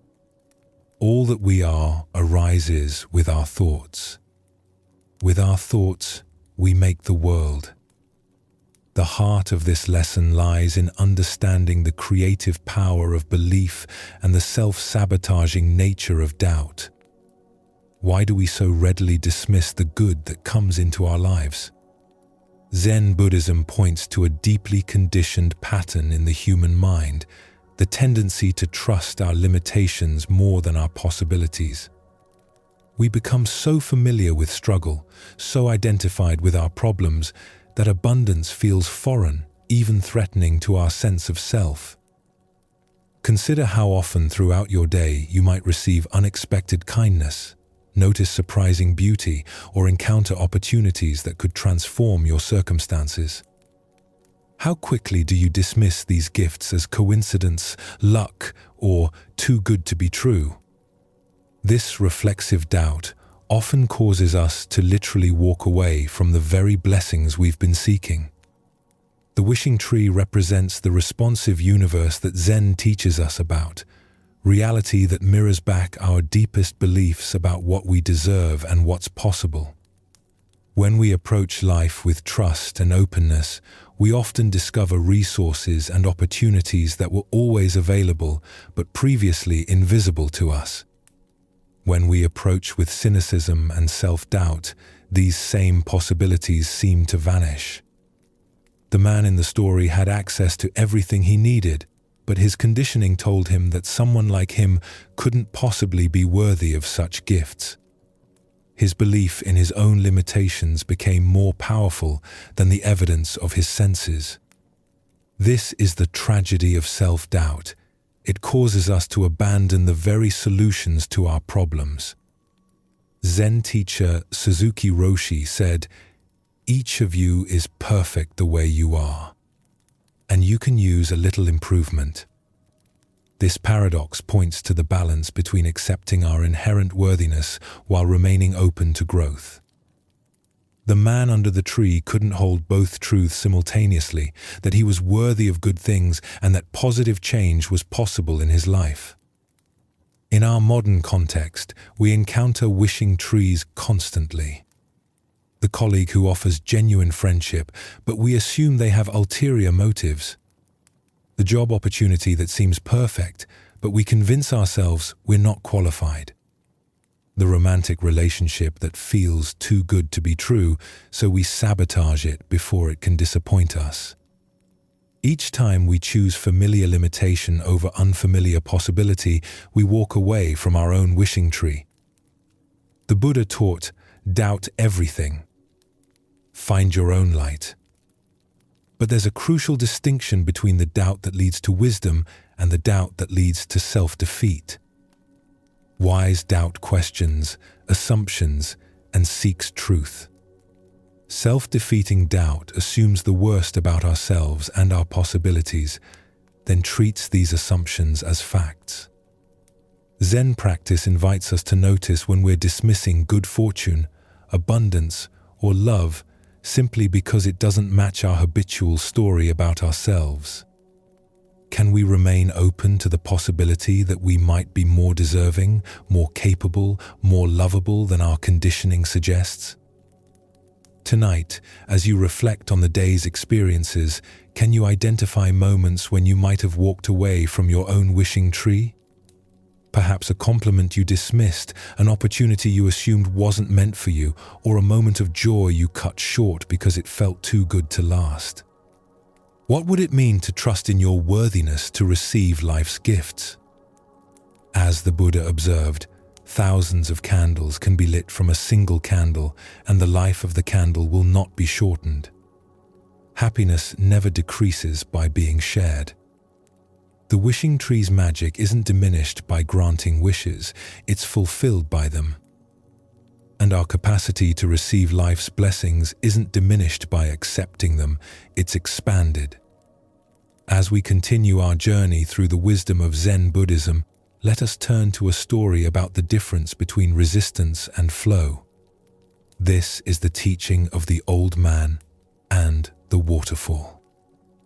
In a mountain village where a swift river carved its way through ancient rocks, an old Taoist sage often walked along the water's edge, observing the interplay between the flowing current and the solid stones that tried to redirect its path. The villagers knew him as a gentle, contemplative man who seemed to understand something profound about the natural world that others missed. One afternoon, as storm clouds gathered and rain began to fall, the river swelled with unusual force. The current grew violent and unpredictable, rushing toward a high waterfall that dropped into a rocky gorge below. Most people avoided the area during such conditions, knowing that anyone who fell into the rapids would face almost certain death against the jagged rocks at the bottom of the falls. The old man, however, had been caught by the sudden storm while walking along his usual path. As he tried to make his way back to safety, the muddy bank gave way beneath his feet. Before he could catch himself, he tumbled into the raging torrent and was immediately swept away by the powerful current.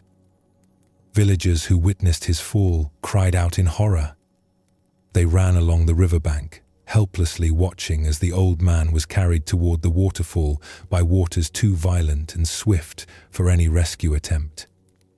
They could only watch in anguish as he disappeared over the edge, plunging into the churning chaos below. Everyone assumed the worst. No one could survive such a fall, especially not an elderly man with limited strength. The villagers prepared themselves to search for his body downstream, once the waters calmed enough to make such a search possible. But to their amazement, as they hurried toward the base of the waterfall, they saw the old man emerging from the water far below, completely unharmed. He walked calmly to the shore, water streaming from his clothes, and sat down to rest as peacefully as if he had simply taken a refreshing swim on a pleasant day. The villagers rushed to him, unable to believe what they had witnessed. "How is this possible?"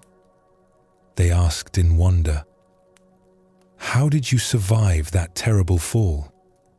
The water was so violent, the rocks so dangerous. By all reason, you should have been killed." The old man smiled at their concern and amazement.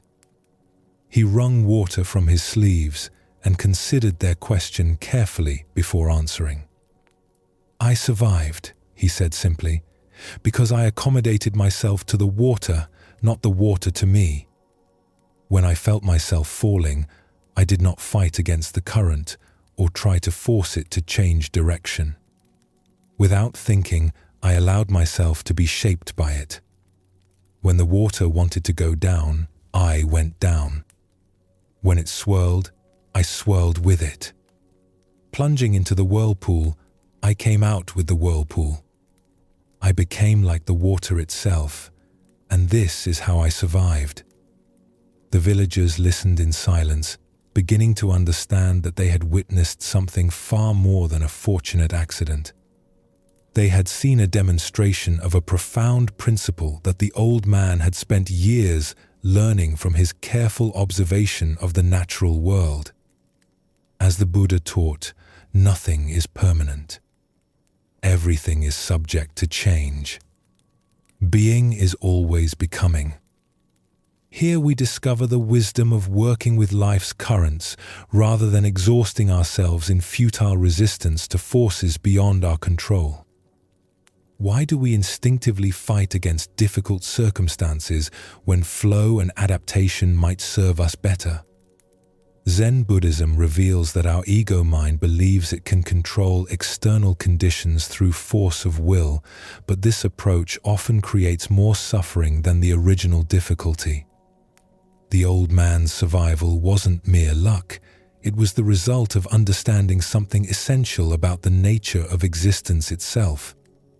When we align ourselves with the natural flow of events, rather than demanding that life conform to our preferences, we often discover resources and possibilities that resistance makes invisible.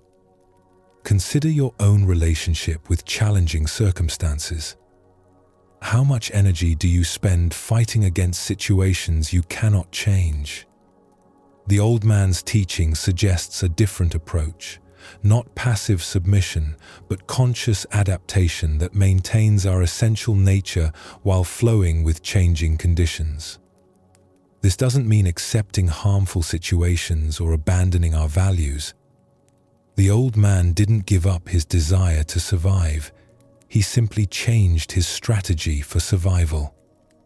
Instead of fighting the water's power, he used it. Instead of resisting its direction, he moved with it while maintaining his awareness and intention. In relationships, careers, and personal challenges, we often face similar choices. We can exhaust ourselves trying to force outcomes, control other people's behavior, or make external circumstances conform to our expectations. Or we can learn to work skillfully with what is actually present, finding creative ways to achieve our deeper purposes through accommodation rather than force. Zen master Lao Tzu taught, water is fluid, soft, and yielding. But water will wear away rock, which cannot yield and is destroyed. The old man embodied this teaching, demonstrating that apparent weakness can be a source of tremendous strength when applied with wisdom. The Buddha said, "Hatred does not cease by hatred, but only by love. This is the eternal rule." This principle extends beyond hatred to all forms of resistance. Problems are rarely solved by fighting against them directly, but by understanding their nature and finding ways to work with the underlying forces involved. Look deeply at a current source of stress or conflict in your life. Where are you trying to force the water to change direction rather than learning to swim with it? What would it mean to accommodate yourself to the situation while maintaining your essential values and intentions? Tonight, as you encounter the inevitable currents of daily life, unexpected changes, difficult people, circumstances beyond your control, can you remember the old man's wisdom? Can you find ways to maintain your center while flowing with forces you cannot change, discovering that sometimes the most direct path to your goals is the one that appears to go around obstacles rather than through them? Buddha's wisdom reminds us, in the end, just three things matter: how well we have lived, how well we have loved, how well we have learned to let go. Learning to flow with life's currents is ultimately about letting go of our need to control everything while maintaining our ability to respond wisely to whatever arises. Like water, we can be both powerful and yielding, both persistent and adaptive, both strong and gentle. Now, let us explore a story about fearlessness and the power that comes from accepting what cannot be changed. This is the encounter between the general and the Zen master who could not be moved. During the violent civil wars that tore through feudal Japan, armies swept across the countryside like natural disasters, conquering villages and controlling territories through force and intimidation. When word spread that a particular warlord's army was approaching, most people would flee with whatever possessions they could carry, seeking safety in the mountains or with relatives in distant towns. In one small village, as the dreaded army drew near, the familiar pattern repeated itself. Families packed hastily, merchants closed their shops, and within hours the streets that had been busy with daily life stood empty and silent. Everyone had fled, everyone, that is, except the old Zen master who lived in the simple temple at the village center. When the conquering army arrived and found the village deserted, the general was surprised to discover smoke still rising from the temple chimney. Curious about who would have the audacity, or perhaps the foolishness, to remain when everyone else had fled, he decided to investigate this anomaly personally. The general approached the temple with several of his lieutenants, expecting to find either a frail old man too weak to flee, or perhaps someone who had been unable to escape in time. What he found instead was the Zen master sitting peacefully in his garden, tending to his plants, as if nothing unusual was happening around him. The general had grown accustomed to fear and submission wherever his army went. Village leaders would prostrate themselves before him, pleading for mercy and offering tribute in hopes of avoiding destruction. Citizens would cower and flee at the mere sight of his soldiers. This old man's calm indifference to his presence was both puzzling and irritating. When he wasn't treated with the deference and submissiveness to which he was accustomed, the general's face darkened with growing anger. Here was someone who didn't seem to understand the gravity of the situation or respect the power he represented. "You fool!" the general shouted, his voice echoing through the empty courtyard as he reached for his sword. His elaborate armor gleamed menacingly in the afternoon light, and his hand gripped his weapon with practiced ease. "Don't you realize that you are standing before a man who could run you through without blinking an eye?" The threat that had terrorized countless others left the master completely unmoved. He continued his careful tending of a small flowering bush, his hands steady and his expression serene. When he finally looked up at the general, it was with the same calm attention he had shown before, as if greeting any ordinary visitor to his garden. "And do you realize," the master replied with perfect equanimity, "that you are standing before a man who can be run through without blinking an eye?" The general stood speechless, his sword half drawn, his anger suddenly dissolved into something approaching awe. In all his years of warfare and conquest, he had encountered many forms of courage, the desperate bravery of cornered soldiers, the defiant rage of defeated enemies, the foolish boldness of young warriors. But he had never encountered anything like this: complete acceptance without fear, total peace in the face of death. The master's response revealed something the general had never considered, that there could be a power greater than the ability to kill, and that was the complete absence of fear about being killed. Here was someone who had so fully accepted the temporary nature of existence that even the threat of immediate death held no power over him. Slowly, the general returned his sword to its sheath. Without another word, he turned and walked away from the temple, leaving the master to continue his gardening in peace. The village remained untouched by the war, not because of any military strategy or negotiated protection, but because of one man's absolute fearlessness. As the Buddha taught, all conditioned things are impermanent. Strive on with diligence. Here we discover the profound power that emerges when we fully accept this fundamental truth rather than spending our lives trying to escape it. Why does complete acceptance of mortality create such presence and authority? Zen Buddhism reveals that most of our fear comes not from external threats, but from our desperate clinging to what is inherently temporary. When that clinging dissolves, the threats themselves lose their power to disturb our inner peace. The general's power came from others' fear of death and loss. But someone who has fully accepted the temporary nature of existence cannot be threatened with what he has already willingly released. The master's fearlessness wasn't bravado or indifference. It was the natural result of understanding impermanence so completely that even his own death held no terror.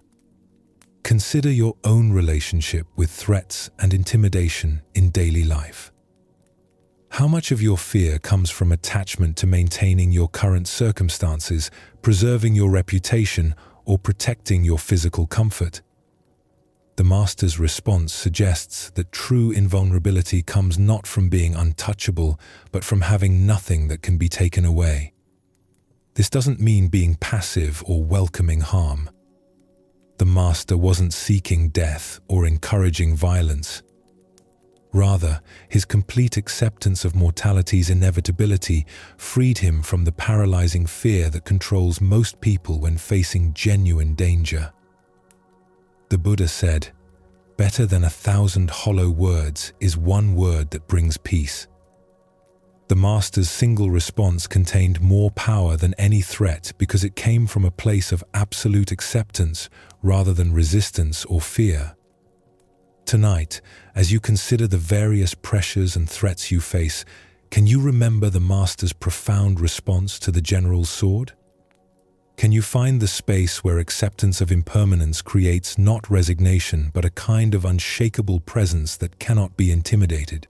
Buddha's wisdom reminds us, the whole secret of existence is to have no fear.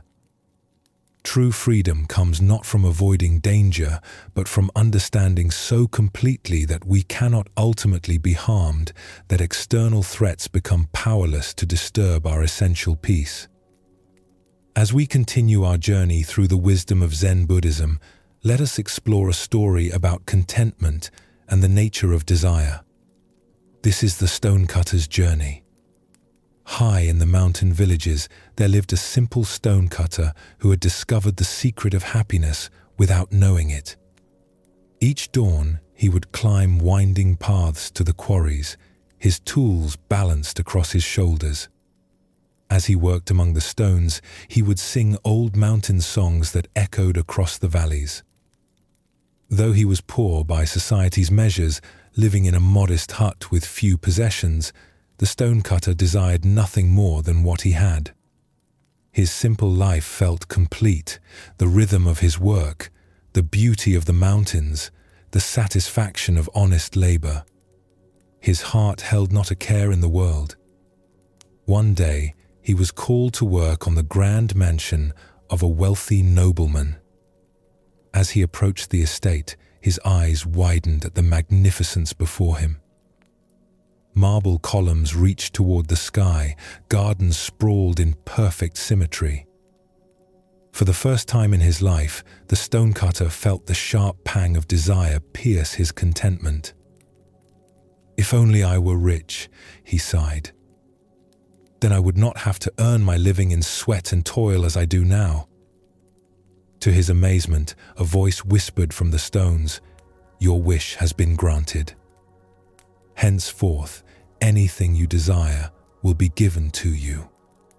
He returned home that evening to find his humble hut replaced by a mansion as magnificent as the nobleman's. Overwhelmed with joy, he abandoned his tools and began enjoying the luxurious life of the wealthy. But one hot afternoon, gazing from his ornate window, he saw the king's royal procession passing by. The monarch sat in cool shade, surrounded by noblemen and servants, appearing serene and powerful above the common heat. "How I wish I were a king myself," he thought, and immediately found himself reclining in silk cushions within the royal carriage. But the carriage proved warmer than expected. Even through thick walls, the sun's heat penetrated relentlessly. "I wish I were the sun," he declared, and found himself sending waves of light and heat across the universe. As the sun, he felt magnificent and all-powerful until thick storm clouds gathered, completely blocking his rays. "I wish to be a cloud." And so he became a massive storm cloud, glorying in his power to block the sunday. But as he transformed into falling rain, he encountered an enormous rock that blocked his path completely. "A mere rock more powerful than I? I wish to be a rock." Suddenly, he stood tall upon the mountainside, feeling he had achieved true permanence. But soon he heard chipping sounds at his base. Looking down, he saw a tiny human figure cutting chunks of stone away. "A puny creature more powerful than me? I want to be a man again." And so he found himself once more a stone cutter, climbing familiar mountain paths. But now something had changed. As he shaped stones and felt mountain breezes, his heart swelled with deep contentment. His song returned, richer than before, because he had learned to be content with exactly who he was. The Buddha once said, "Health is the greatest gift, contentment the greatest wealth." This ancient wisdom illuminates the endless cycle of wanting that keeps us from recognizing the abundance already present in our lives. Why do we chase after different conditions, always believing happiness lies in the next transformation? Each desire fulfilled only reveals the next desire, creating an endless cycle of dissatisfaction. The stonecutter's journey reveals the futility of seeking happiness through external circumstances. Consider your own versions of this cycle. "I'll be happy when I get promoted, only to discover new stresses. I'll be content with more money, only to find greater wealth brings new worries." Each achievement reveals the next mountain to climb. Zen teacher Suzuki Roshi said, "Each of you is perfect the way you are, and you can use a little improvement." This paradox points to the heart of contentment, the ability to fully accept what is while still engaging wholeheartedly with life's natural changes. The stonecutter's final transformation wasn't into something greater, but into appreciation for what he had always been. His work remained the same, but his relationship to life was completely transformed. Contentment isn't found in having different experiences, but in bringing different awareness to whatever experiences arise. Tonight, as you notice the mind's habitual reaching toward what's not here, can you experiment with the stonecutter's final wisdom? Can you find the song that emerges when you stop trying to be anything other than what you are? As the Buddha taught, contentment is natural wealth, luxury is artificial poverty. The greatest transformation available isn't becoming something different, but recognizing the inherent completeness of what we already are. Our next story reveals the difference between knowledge and true awareness. This is the tale of the teacher who thought he had arrived. After a decade of intensive training under various masters, studying countless texts and dedicating himself wholly to Zen practice, a monk named Tenno finally achieved what he had long sought: recognition as a qualified teacher. His understanding of Buddhist philosophy was profound, his meditation practice was deep and stable, and his ability to guide others had been tested and approved. He received the formal acknowledgement that he was ready to teach the Dharma and help others along the path of awakening. Proud of his accomplishment and eager to learn from one of the most renowned masters of his time, Tenno decided to visit the famous Zen master Nanin. The older teacher's reputation for wisdom and insight was legendary throughout the region, and Tenno looked forward to engaging in deep Dharma discussions and perhaps receiving some final polishing of his understanding. It was a rainy day when Tenno made his pilgrimage to Nanin's temple. The roads were muddy and slippery, puddles reflected the grey sky, and the steady rainfall required him to carry an umbrella to stay dry. When he reached the temple, he carefully removed his wooden clogs and placed them on the covered porch along with his umbrella, just as custom dictated. He arranged his outer robes, composed himself properly, and entered the temple to meet the great master. Nanin received him graciously, bowing with the respect due to a fellow teacher while maintaining the dignity of his greater experience. They sat together in the simple receiving room, and Tenno expected their conversation to focus on sophisticated points of doctrine, subtle aspects of meditation technique, or perhaps the challenges of guiding students. Instead, after the initial pleasantries, Nanin asked what seemed like an absurdly mundane question. "I noticed you left your wooden clogs and umbrella on the porch when you entered. Tell me, did you place your umbrella to the left of your shoes or to the right?" Tenno was caught completely off guard.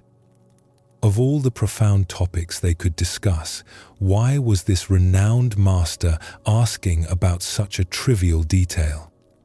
He tried to recall the moment he had arranged his belongings, but realized with growing dismay that he had no idea. He had been so focused on the importance of this meeting, so preoccupied with the impressive conversation he expected to have, that he had performed the simple act of arranging his belongings in complete unconsciousness.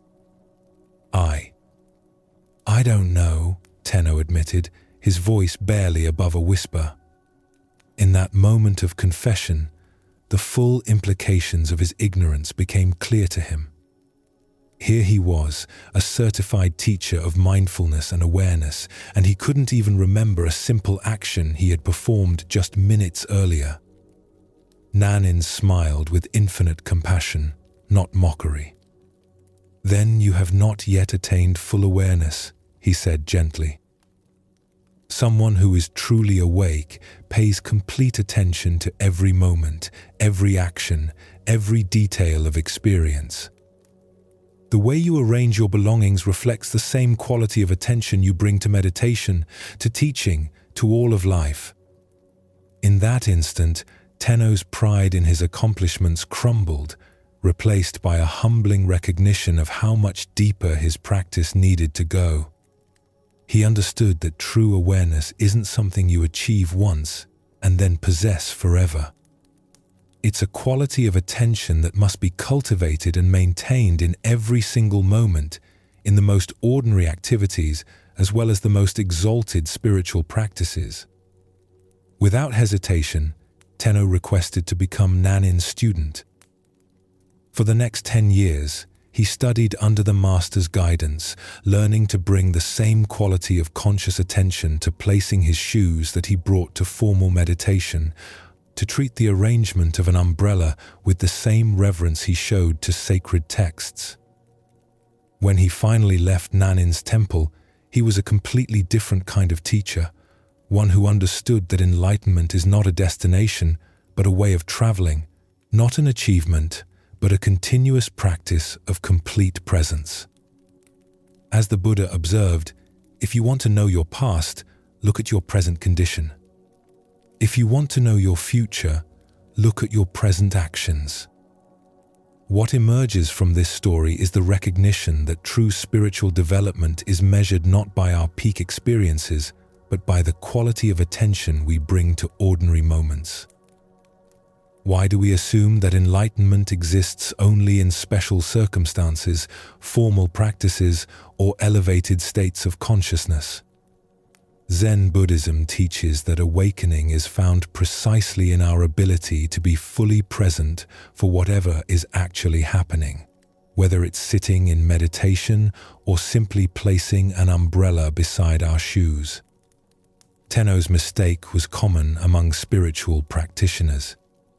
He had developed the ability to be mindful during designated practice periods, but hadn't yet learned to extend that same quality of awareness to everyday activities. He could be present while sitting in meditation, but unconscious while performing simple tasks. This split between spiritual activities and ordinary activities is one of the most subtle traps on the path of awakening. We imagine that consciousness is something we turn on during meditation and turn off during mundane tasks. But true practice integrates awareness into every aspect of life. Consider your own daily routine. How present are you while brushing your teeth, making coffee, or putting on your shoes? Do you perform these activities with the same quality of attention you might bring to more important tasks? The gap between formal practice and informal practice often reveals where our awareness needs to deepen. Zen master Dogen taught, "Practice and enlightenment are one." This means that the quality of consciousness we cultivate in any moment is both the path and the destination. There's no separation between developing awareness and being aware. Every moment offers a complete opportunity for awakening. Nanin's question wasn't about umbrellas and shoes. It was about whether Tenno's spiritual development had penetrated into the cellular level of his daily existence. Could he maintain the same presence while performing unconscious habits that he brought to conscious spiritual practice? The Buddha said, "Mindfulness is the path to the deathless. Heedlessness is the path to death. Those who are mindful do not die. Those who are heedless are as if dead already." True aliveness is found in complete presence, and complete presence can be cultivated in any activity, no matter how simple or mundane. Look deeply at your own relationship between formal practice and daily life. Where do you treat certain activities as worthy of attention while others are performed on autopilot? This isn't about becoming obsessively focused on every tiny detail, but about recognizing that the same capacity for presence that serves us in meditation can transform every aspect of our lives. The paradox is that the most ordinary moments often offer the greatest opportunities for awakening. When we're sitting in formal meditation, we expect to be mindful. But when we're simply arranging our belongings or performing routine tasks, we have a chance to discover whether our practice has truly taken root or remains confined to special circumstances. In Zen temples, students are taught that washing dishes is as sacred as chanting sutras, that sweeping floors is as important as studying philosophy. This isn't because these activities are inherently special, but because the quality of consciousness we bring to any activity determines its spiritual value. Thich Nhat Hanh wrote, "Washing dishes is not only a way to have clean dishes, washing dishes is also a way to live fully in each moment." This points to the fundamental teaching that Nan-in was offering Tenno: every action is an opportunity to practice complete presence. The master's question revealed that Tenno's decade of training had developed his capacity for awareness during designated practice periods, but hadn't yet integrated that awareness into the seamless flow of daily life. He could be conscious when he intended to be conscious, but he hadn't yet learned to make consciousness his default state. This integration is what distinguishes genuine spiritual maturity from mere spiritual knowledge. It's relatively easy to be mindful when we remember to be mindful. The deeper practice is developing the kind of natural awareness that operates whether we're thinking about it or not. Tonight, as you perform the simple actions that end your day, brushing your teeth, changing clothes, arranging items for tomorrow, can you bring the same quality of attention you might give to formal meditation? Can you discover whether your spiritual practice has penetrated into the unconscious habits that make up so much of daily life? Buddha's wisdom reminds us, every moment is a teacher and every place is a classroom. The umbrella beside the shoes was Tenno's teacher that day, revealing exactly where his practice needed to deepen. Sometimes the most profound lessons come disguised as the most ordinary questions, asked by masters wise enough to see that true awakening is found not in transcending the mundane, but in discovering the sacred hidden within it. As we continue our journey through the wisdom of Zen Buddhism, let us turn to a teaching about the temporary nature of all our possessions and positions.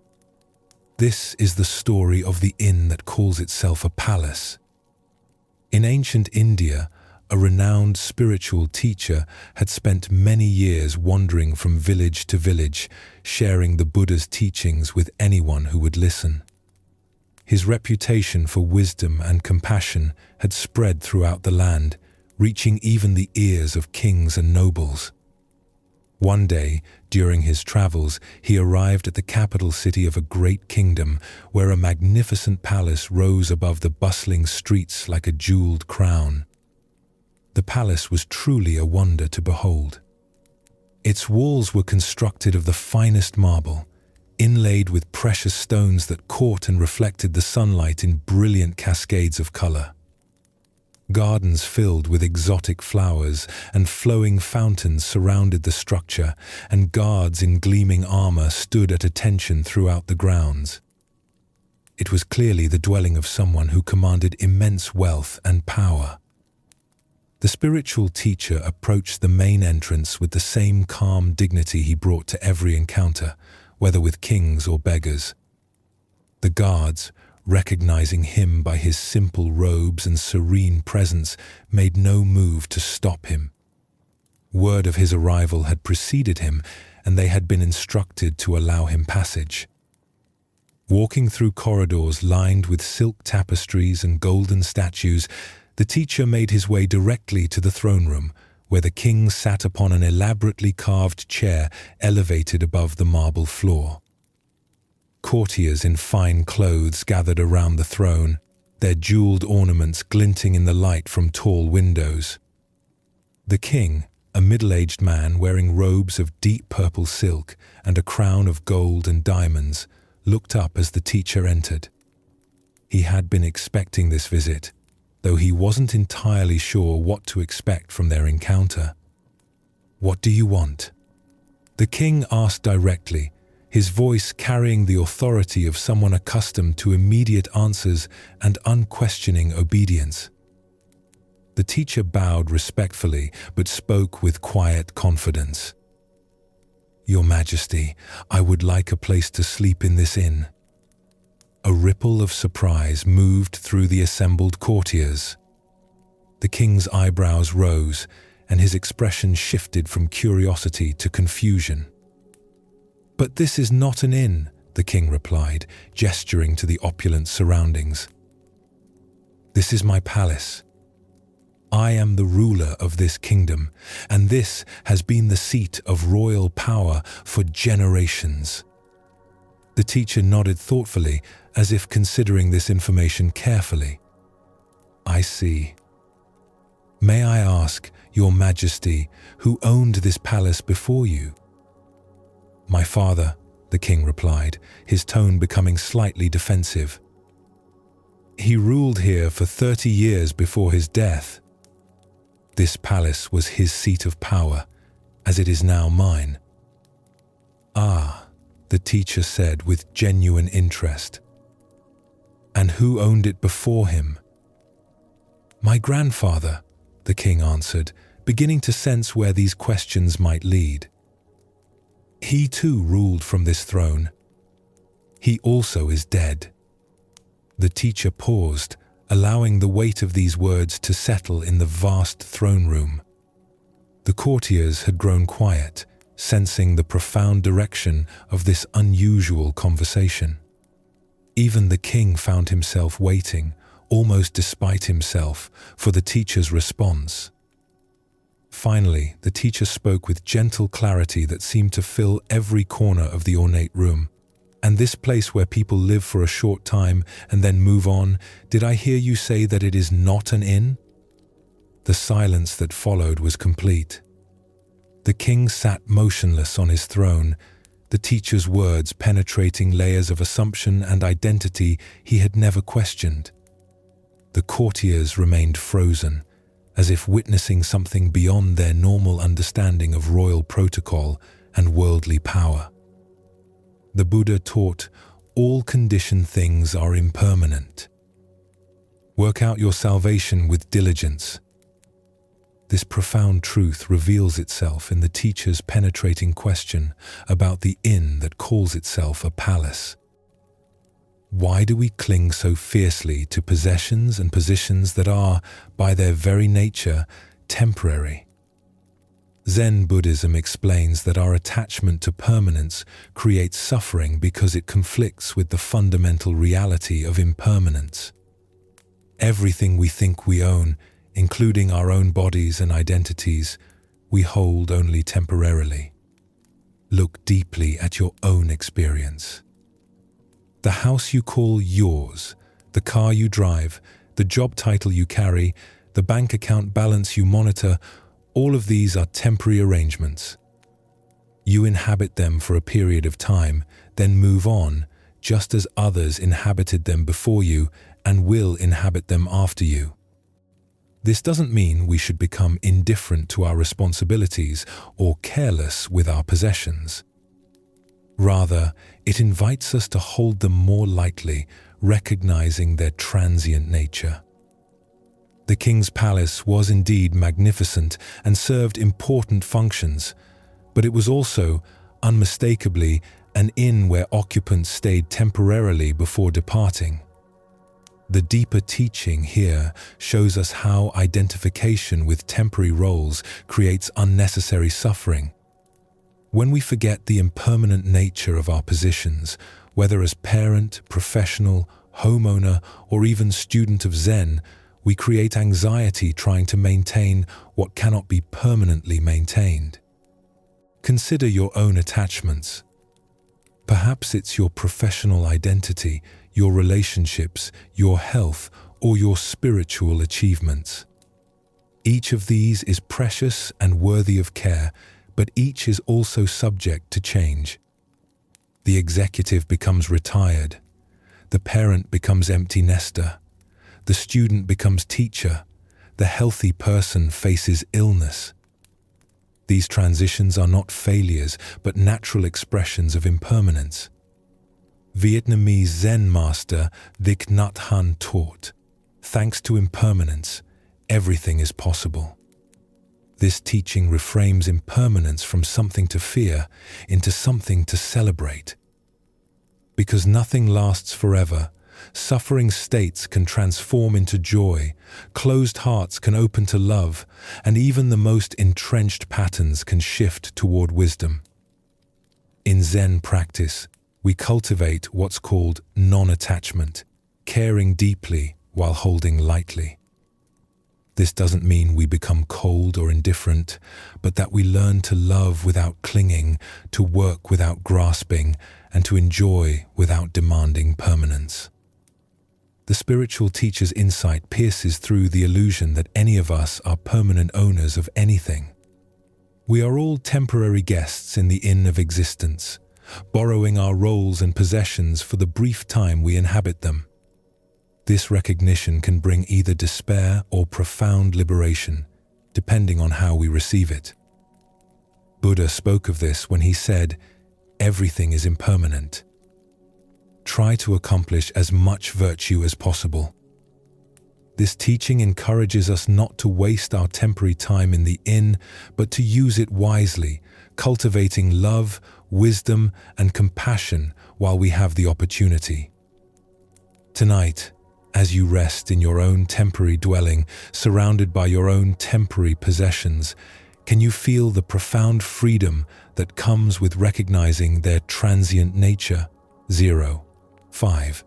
Can you sense how this recognition might actually increase your appreciation rather than diminish it? As the Buddha taught, of all footprints, that of the elephant is supreme. Similarly, of all meditative themes, that on death is supreme. By remembering the temporary nature of our stay in this inn called life, we discover the urgency and preciousness of each moment we're given to practice love and awareness. Let us now turn to a tale about the courage to trust life's current. This is the story of the Crystal River. In the depths of a great crystal river, where water flowed clear as mountain air, there lived an entire village of small creatures. The river's current moved above them like a gentle breath, carrying the wisdom of countless springs and distant seas. Young and old, rich and poor, all made their home along the sandy bottom, each creature grasping tightly to stones, branches, and roots. For generations, clinging had been their way of survival. Every creature learned from birth to wrap their appendages around river rocks and fallen wood. "Hold on," the elders would say. "The current is dangerous. It will sweep you away to places unknown. Safety lies in staying exactly where you are." But one small creature grew weary of this endless grasping. Day after day, he watched the current flow overhead, seeing how it moved with such purpose and grace. While his neighbors complained about the effort required to maintain their grip, he found himself wondering what it might feel like to trust that flowing water. "I am tired of clinging," he announced one morning. "Though I cannot see where it leads, I trust that the current knows its destination. I shall let go and allow it to carry me where it will. For I fear that if I continue clinging, I shall die of boredom before I ever truly live." The other creatures gasped in horror. "Fool," they cried. "Let go, and that current will tumble you mercilessly across the rocks below. You will be battered and broken, dying far more quickly than any boredom could kill you." But the small creature had made his decision. Taking one last look at his neighbors, he released his grip on the familiar stone. Immediately, the current seized him, and just as the others had predicted, he was tumbled and tossed across the rocky bottom. His small body struck stone after stone, each impact bringing pain he had never experienced while safely clinging. Yet something remarkable began to happen. As the creature continued to surrender to the current's power, refusing to grab for new anchors despite his pain, the water gradually lifted him higher from the dangerous bottom. The tumbling ceased. The rocks could no longer reach him. Now he flowed with the current itself, no longer fighting its direction, but becoming one with its movement. As he traveled downstream, creatures in distant parts witnessed something they had never seen. Here was one of their own kind, yet he appeared to be flying through the water, moving with the elegant power of the current itself. "See a miracle," they called out. "A creature like ourselves, yet he soars. Surely he is the Messiah, come to save us all."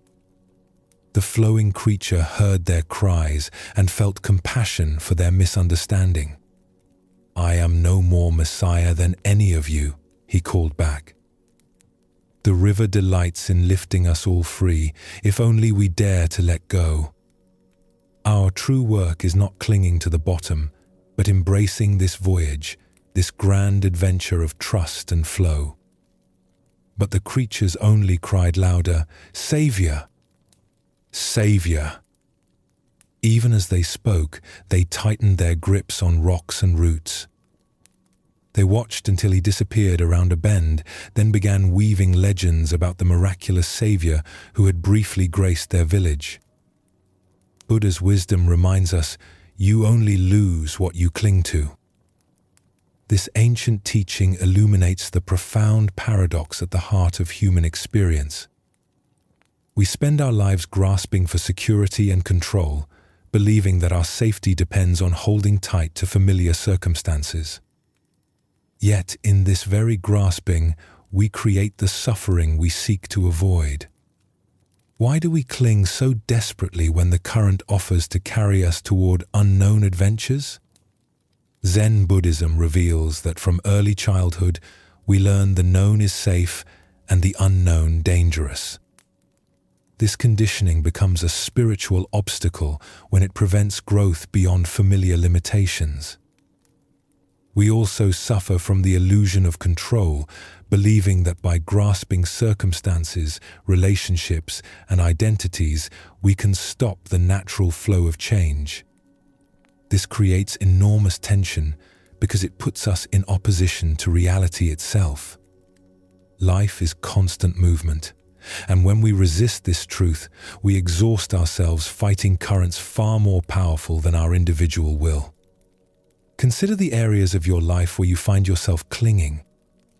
Perhaps it's a relationship that has outgrown its original form, a career that no longer brings joy, or an image of yourself that now constrains your growth. The current of change will flow whether we resist it or not. Our choice is whether to exhaust ourselves in futile opposition or discover the grace available in conscious surrender. The Buddha said, "Nothing is permanent except change." Water doesn't fight the mountainside, it finds the natural pathway down. When we learn to move with life's current rather than against it, we discover effortless effectiveness that rigid resistance can never achieve. Tonight, as you rest in this moment's stillness, what might you be ready to release? Perhaps it's a worry about tomorrow's challenges, a resentment from yesterday's disappointments, or a way of defining yourself that has grown too small.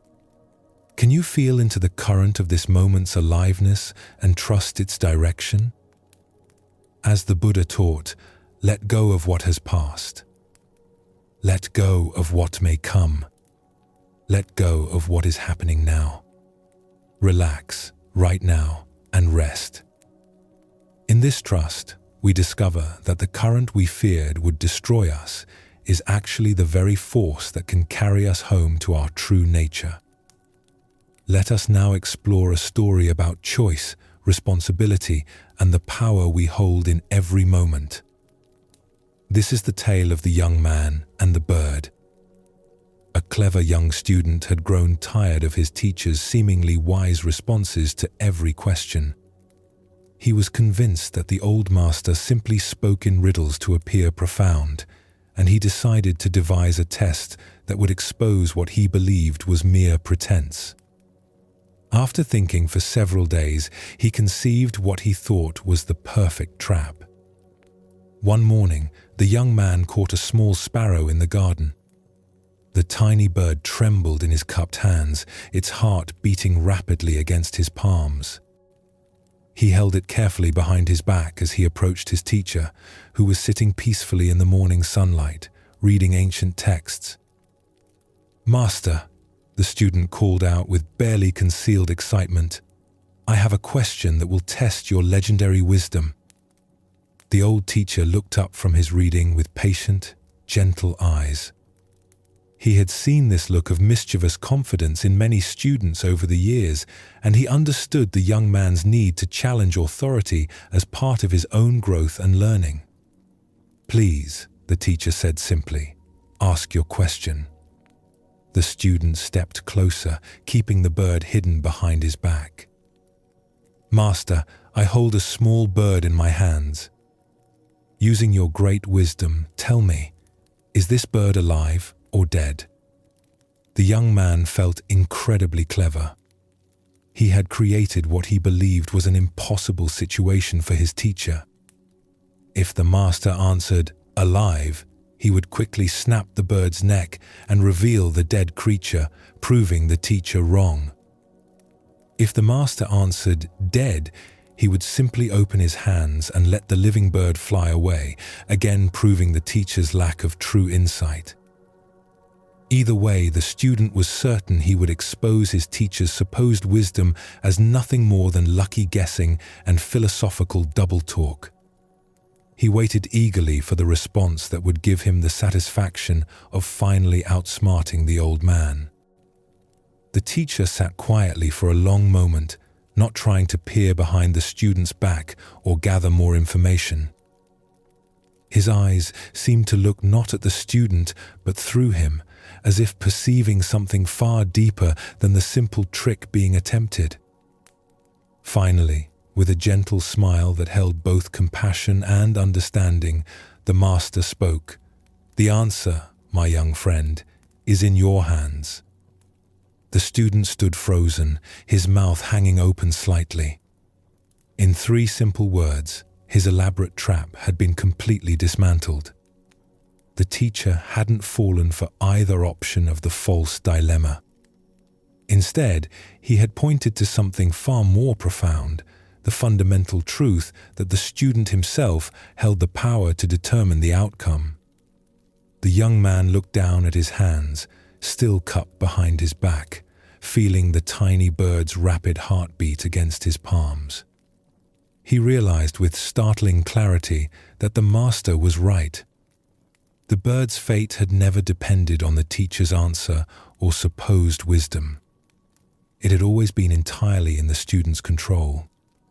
More than that, he began to understand that this was true about far more than just this moment.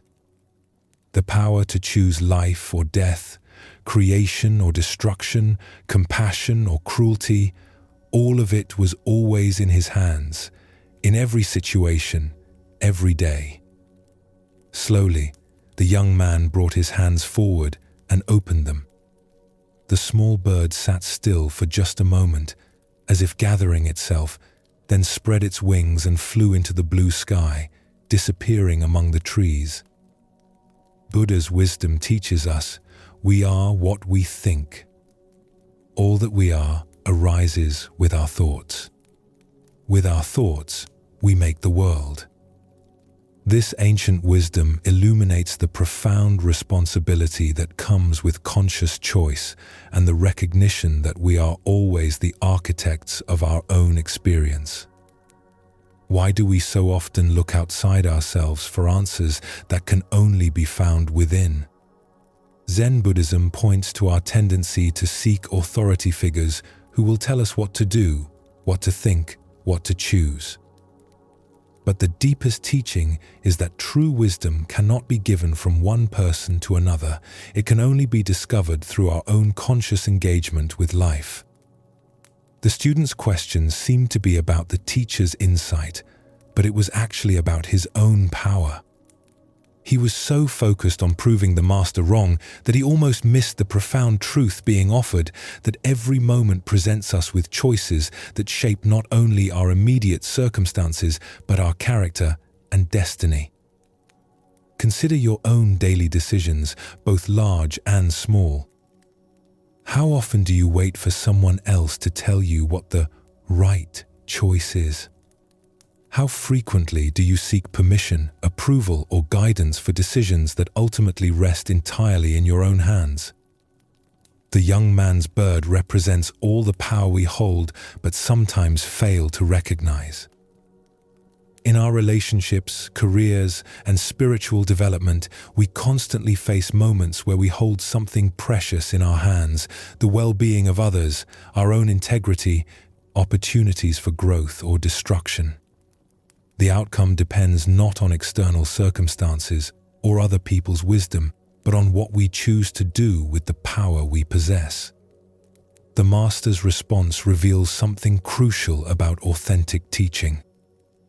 True teachers don't give answers, they point us back to our own capacity for wisdom. They help us recognize the choices we're already making and the power we already possess, rather than encouraging dependence on their authority. Zen teacher Charlotte Joko Beck said, "We are always in choice, even when we think we're not." The bird in the student's hands represents all the moments when we convince ourselves we have no options, no power, no responsibility. But consciousness always involves choice, and choice always involves responsibility. Look deeply at a current challenge in your life. Where are you waiting for someone else to provide answers, solutions, or direction? What would change if you fully recognize that the power to shape the outcome is already in your hands? This doesn't mean you have control over all external circumstances, but you always have choice about how you respond. The Buddha taught, "The mind is everything. What you think, you become." Every thought, every intention, every action is like the student's choice with the bird, an opportunity to create life or death, beauty or suffering, wisdom or ignorance. The answer is always in our hands. Tonight, as you consider the various situations in your life where you seek guidance or feel powerless, can you sense the truth the Master was pointing to? Can you feel the weight of the choices you carry every day, not as a burden, but as the fundamental dignity of conscious existence? As the Buddha observed, no one saves us but ourselves. No one can and no one may. We ourselves must walk the path. The bird flies free not because of the teacher's wisdom, but because of the student's choice.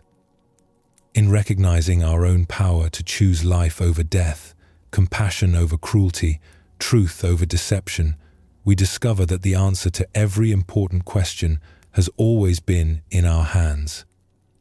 Our next story reveals the power of returning to what is real when fear threatens to overwhelm us. This is the tale of the captured warrior.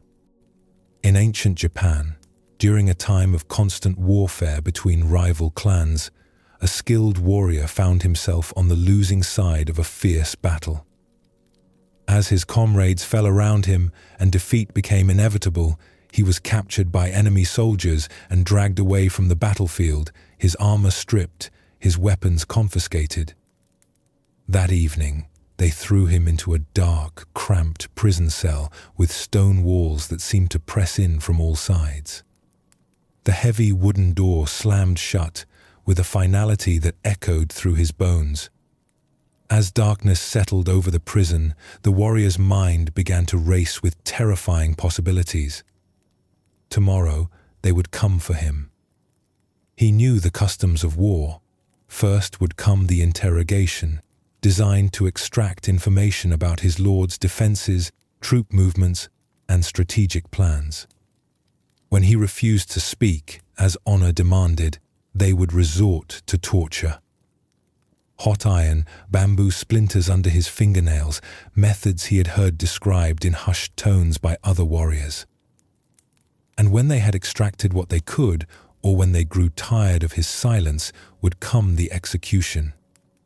As these thoughts consumed him, his heart began to pound so violently he feared it might burst.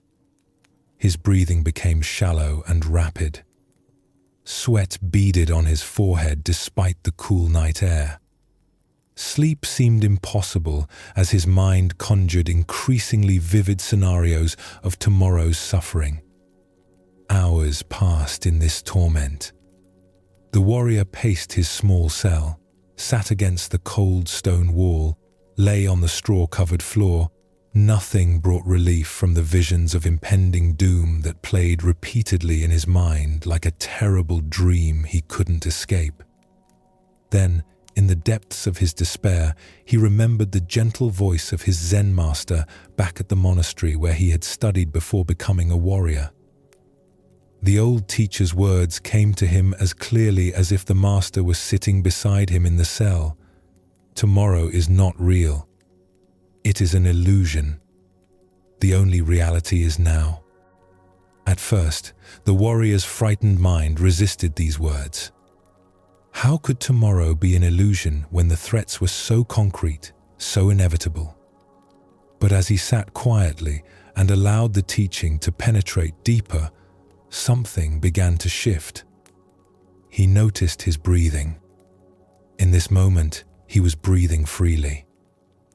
He felt the straw beneath him, rough but not uncomfortable.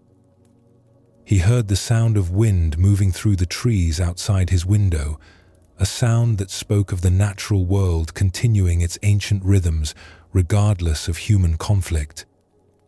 In this moment, he was not being tortured. In this moment, he was not dying. In this moment, there was simply a man sitting in a cell, alive and aware. The terrors that had seemed so overwhelming moments before revealed themselves to be nothing more than thoughts about a future that existed only in his imagination. As this understanding deepened, a profound peace settled over the warrior. His breathing slowed and deepened. His racing heart found a steady rhythm. For the first time since his capture, he smiled. The master's wisdom had freed him from a prison far more confining than the stone walls around him, the prison of anxious thoughts about tomorrow. Within minutes, the warrior fell into a deep, peaceful sleep. The Buddha once said, "If you want to know your past, look at your present condition. If you want to know your future, look at your present actions." This ancient wisdom illuminates the profound truth the warrior discovered in his cell. The only moment in which we ever actually live is this one. Why do we torture ourselves with endless scenarios about the future? Zen Buddhism explains that our minds evolved as survival mechanisms, constantly scanning for threats and planning for protection.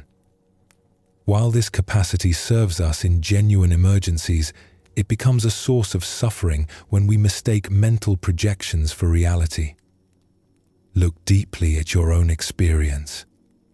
How much of your anxiety stems from vivid imaginings of future scenarios that may never occur? The presentation you're worried about, the medical test results you're awaiting, the difficult conversation you need to have, these situations exist primarily in thought, not in present reality.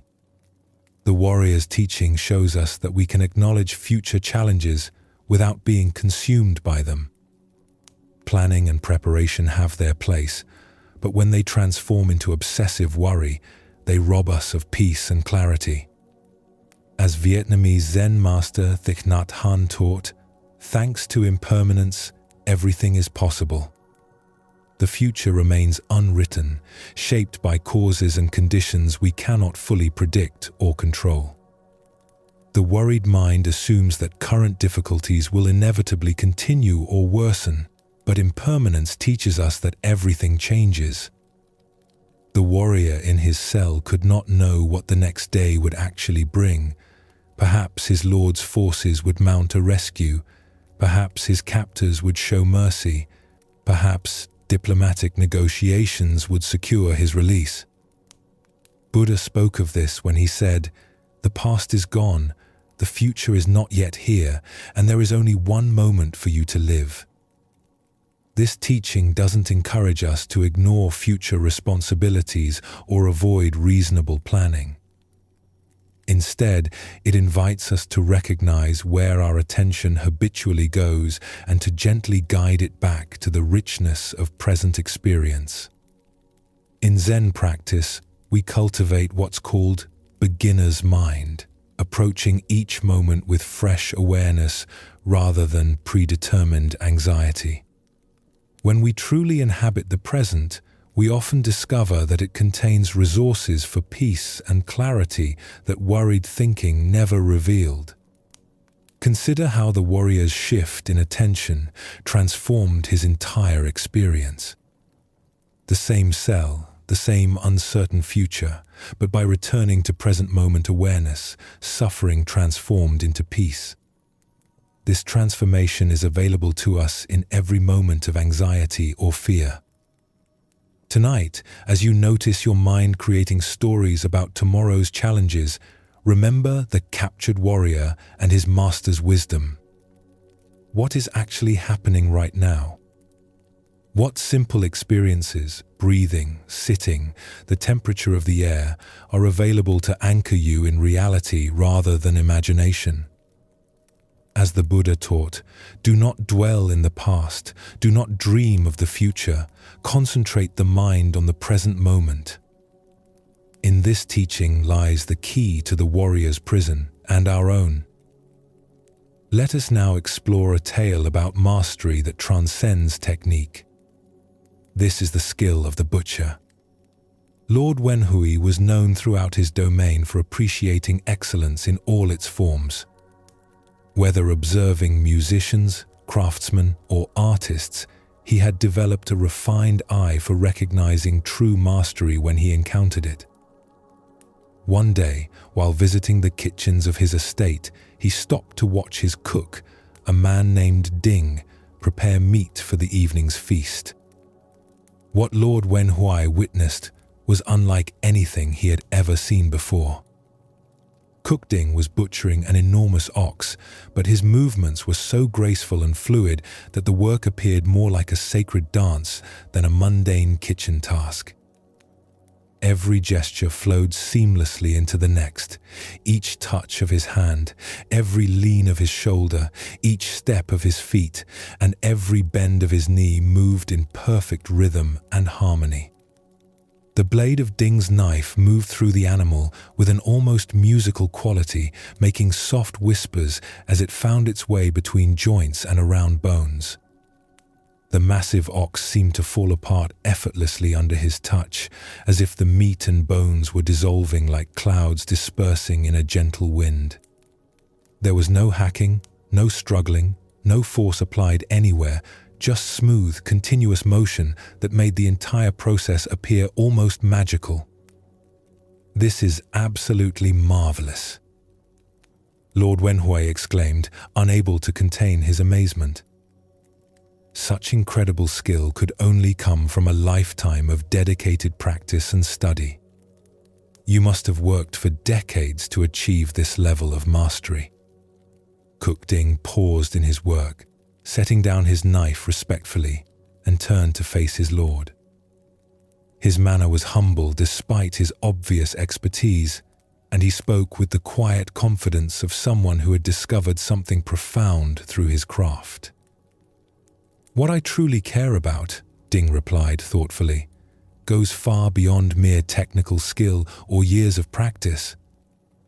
What guides my work is the way itself, the natural order that underlies all existence and transcends any particular technique or method." He continued with growing enthusiasm for explaining his discovery. "When I first began cutting up oxen many years ago, all I could see was the massive, solid body of the animal before me. It seemed like an overwhelming challenge, and I had to fight against the meat and bones with considerable effort and struggle. After 3 years of daily practice," he went on, "something began to shift in my perception. I no longer saw just the whole ox as one overwhelming mass. I began to distinguish different parts, to understand the animal's structure, to recognize patterns in how the body was organized." Cook Ding's voice took on an almost mystical quality as he described his deepest realization. But now, after many more years, I no longer rely on my eyes to guide the work, nor do I depend on conscious thought to direct my movements. My physical senses step aside, and my spirit moves naturally where it needs to go. I have learned to follow the inherent structure of the animal rather than imposing my will upon it. He gestured toward the partially butchered ox with obvious reverence for his craft. I follow the natural lines that already exist within the body, moving through the large spaces between joints, guiding my knife through the openings that are already there, and working in harmony with the way things actually are, rather than fighting against them. I never force my blade against ligaments or tendons, Ding explained, and I never struggle with the major joints. The knife flows through the natural spaces, finding paths that require no resistance or violence. A mediocre cook might change his knife once a month because he hacks and forces his way through the work. Even a good cook needs a new blade once a year because he still cuts rather than flows. Cook Ding picked up his knife and showed it to Lord Wenhui with evident pride. I have used this same knife for 19 years now and have butchered thousands of oxen with it. Yet look, the blade is still as sharp and clean as the day it came from the stone. This is because there are natural spaces between all the joints, and the blade of a knife has no thickness. When you insert something that has no thickness into spaces that are already there, there is always plenty of room to work. This is why, after all these years, my knife remains perfect. Lord Wenhui stood in silence for several moments, recognizing that he had witnessed something far more profound than exceptional butchering technique. He had seen a demonstration of what it means to work in complete harmony with the natural way of things, to achieve mastery by surrendering to rather than conquering the task at hand. The Buddha taught, when we know ourselves to be connected to all others, acting compassionately is simply the natural thing to do. This ancient wisdom reveals how true mastery emerges not from force, but from understanding our relationship to the whole. Here we discover a profound teaching about the difference between technical skill and wisdom in action. Cook Ding had transcended mere proficiency to embody a way of working that aligned completely with natural principles rather than fighting against them. This story points us toward understanding how genuine mastery in any field, whether spiritual practice, relationships, creative work, or daily activities, comes not from imposing our will but from learning to work with the inherent intelligence present in any situation.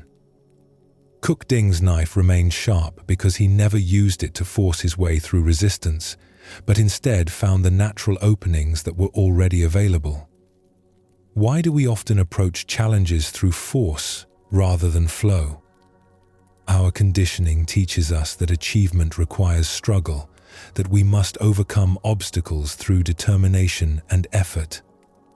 While dedication and practice are certainly necessary, Cook Ding's example reveals a more sophisticated understanding of how mastery actually develops. Consider how this teaching might apply to your own areas of skill or growth. In relationships, we might try to force conversations or change people's perspectives through argument and persuasion rather than finding the natural openings for understanding and connection. In creative work, we might struggle against our material instead of discovering what wants to emerge naturally from our engagement with it. The progression Cook Ding described, from seeing only the whole ox, to distinguishing parts, to moving beyond visual perception entirely, mirrors the development of wisdom in any domain.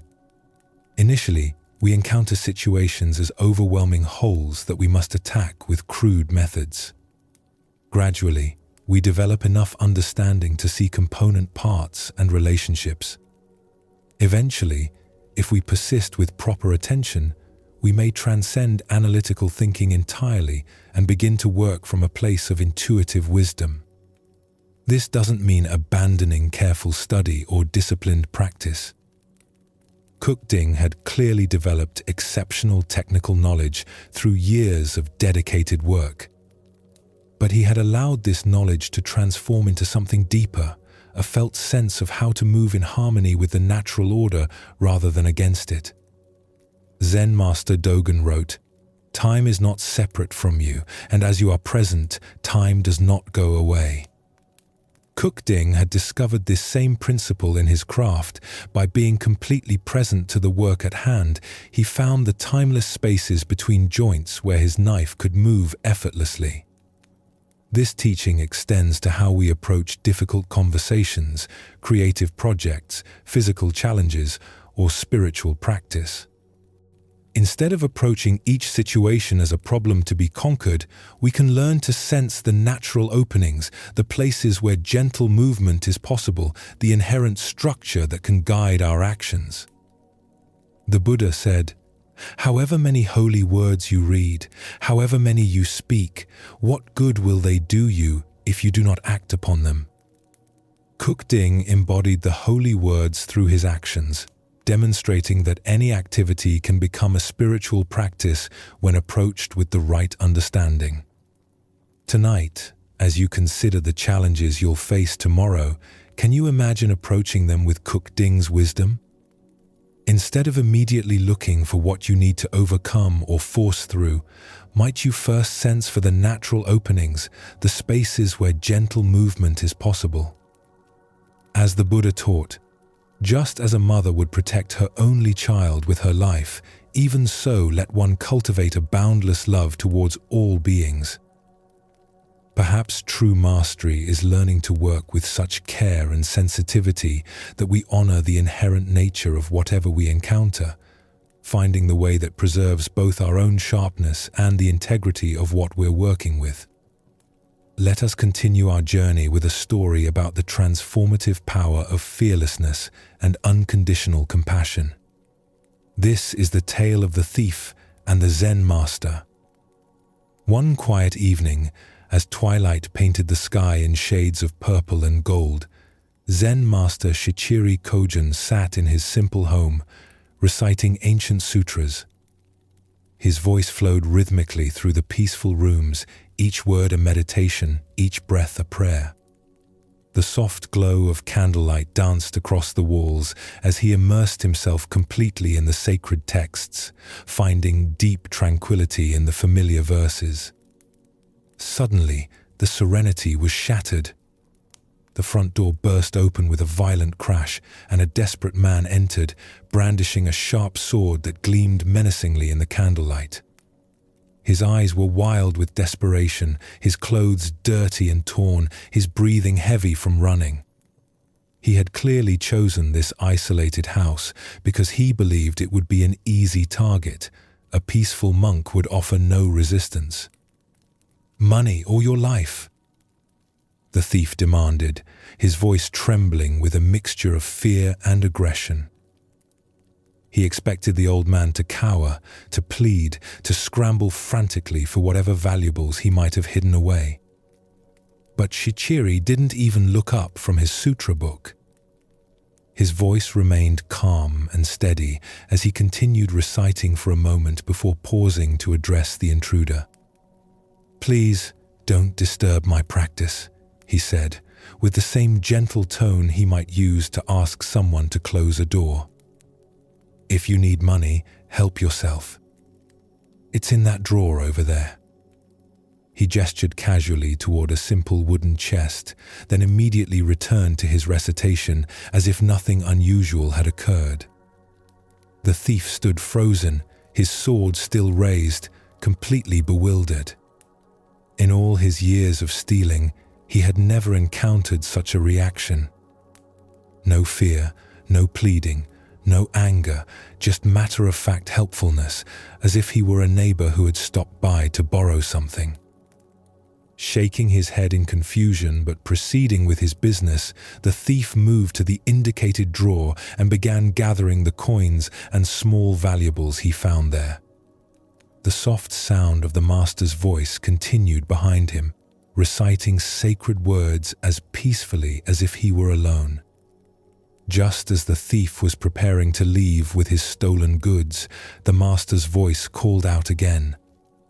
"Wait," Shichiri said, finally looking up from his book. "Please don't take everything. I need some of that money to pay my taxes tomorrow. Leave a little for me, won't you?" The thief stared at him in amazement. Here was a man who was being robbed, calmly negotiating the terms of his own robbery as if they were conducting normal business. Almost without thinking, the thief returned some of the money to the drawer. As he turned to leave, certain that this strange encounter was finally over, the master's voice stopped him once more. "You took my money," Shichiri called out, his tone carrying a note of reproach. "And you didn't even thank me. That's quite rude, don't you think?" This final comment left the thief completely speechless. His sword hand began to shake. Never, in his most violent encounters, had he been so thoroughly unnerved. Here was a man who treated robbery as if it were a favor, who was more concerned about politeness than personal safety. "Thank you," the thief stammered, and then fled into the night as quickly as his legs would carry him. Later, when the thief was caught and confessed to numerous crimes, including the incident at Shichiri's house, the master was called as a witness. The court officials expected him to demand justice, to describe the terror and violation he had experienced. Instead, Shichiri spoke with the same calm clarity he had shown that evening. "This man did not steal anything from me," he testified. "I gave him the money freely. He even thanked me for it, though it took a little reminding." The thief, sitting in chains, felt something break open in his chest as he heard these words. This man had not only shown him extraordinary kindness in the moment of the crime, but was now protecting him from the consequences. For the first time in years, tears came to his eyes, not tears of self-pity or anger, but tears of recognition. He had encountered something he had never experienced before, love without conditions. Upon his release from prison, the former thief sought out the master and begged to become his student. Under Shichiri's patient guidance, he learned to cultivate the same fearless compassion he had witnessed that night. Years later, through dedicated practice and the master's unwavering belief in his potential for transformation, he attained the deep peace and wisdom of enlightenment. As the Buddha observed, hatred does not cease by hatred, but only by love. This is the eternal rule. What emerges from this story is the revolutionary power of meeting violence with absolute peace, responding to taking with giving, and answering fear with love. Why do we instinctively believe that force must be met with force, that aggression requires defensive reaction? Zen Buddhism reveals that this pattern, while natural, often perpetuates the very conflicts it seeks to resolve. When we respond to hostility with hostility, we simply escalate the cycle of suffering. But when we respond with genuine compassion, not passive submission, but active love, we create space for transformation that wouldn't otherwise exist. Look deeply at your own experience. When someone approaches you with anger, criticism, or demand, what is your automatic response? Most of us immediately mobilize our defenses, preparing to protect ourselves through counterattack or withdrawal. But notice what happens in your body and mind during these defensive reactions. Does the tension decrease or increase? Does the conflict resolve or intensify? In Zen practice, we cultivate what might be called the courage of defenselessness. This doesn't mean being naive about genuine danger or allowing ourselves to be harmed unnecessarily. Rather, it means developing the confidence to respond to difficult situations from our highest wisdom rather than our most primitive instincts. The Buddha taught, in the end, just three things matter: how well we have lived, how well we have loved, how well we have learned to let go. Shichiri embodied all three in his encounter with the thief. He lived from complete presence, loved without conditions, and let go of any attachment to his possessions or even his personal safety. Consider the people in your life who challenge you: the difficult colleague, the critical family member, the aggressive driver in traffic.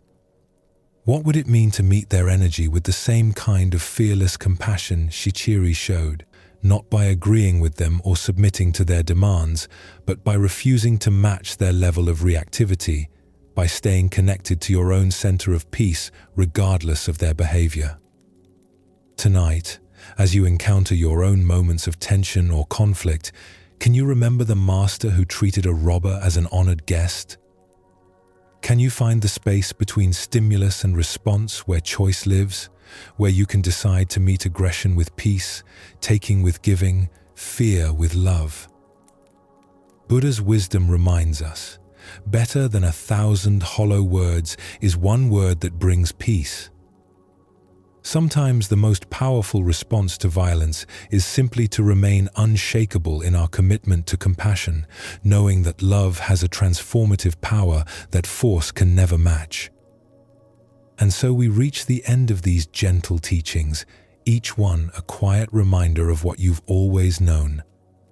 Like those ancient Zen masters sitting in their temple gardens, you've discovered that peace was never something to chase or capture. It was always here, waiting patiently beneath every thought, every worry, every moment of restlessness. Your mind has remembered its way back home to this natural stillness. There's nothing left to do now, nowhere left to go. Sleep well, and thank you for joining us here at Sleepy Monk.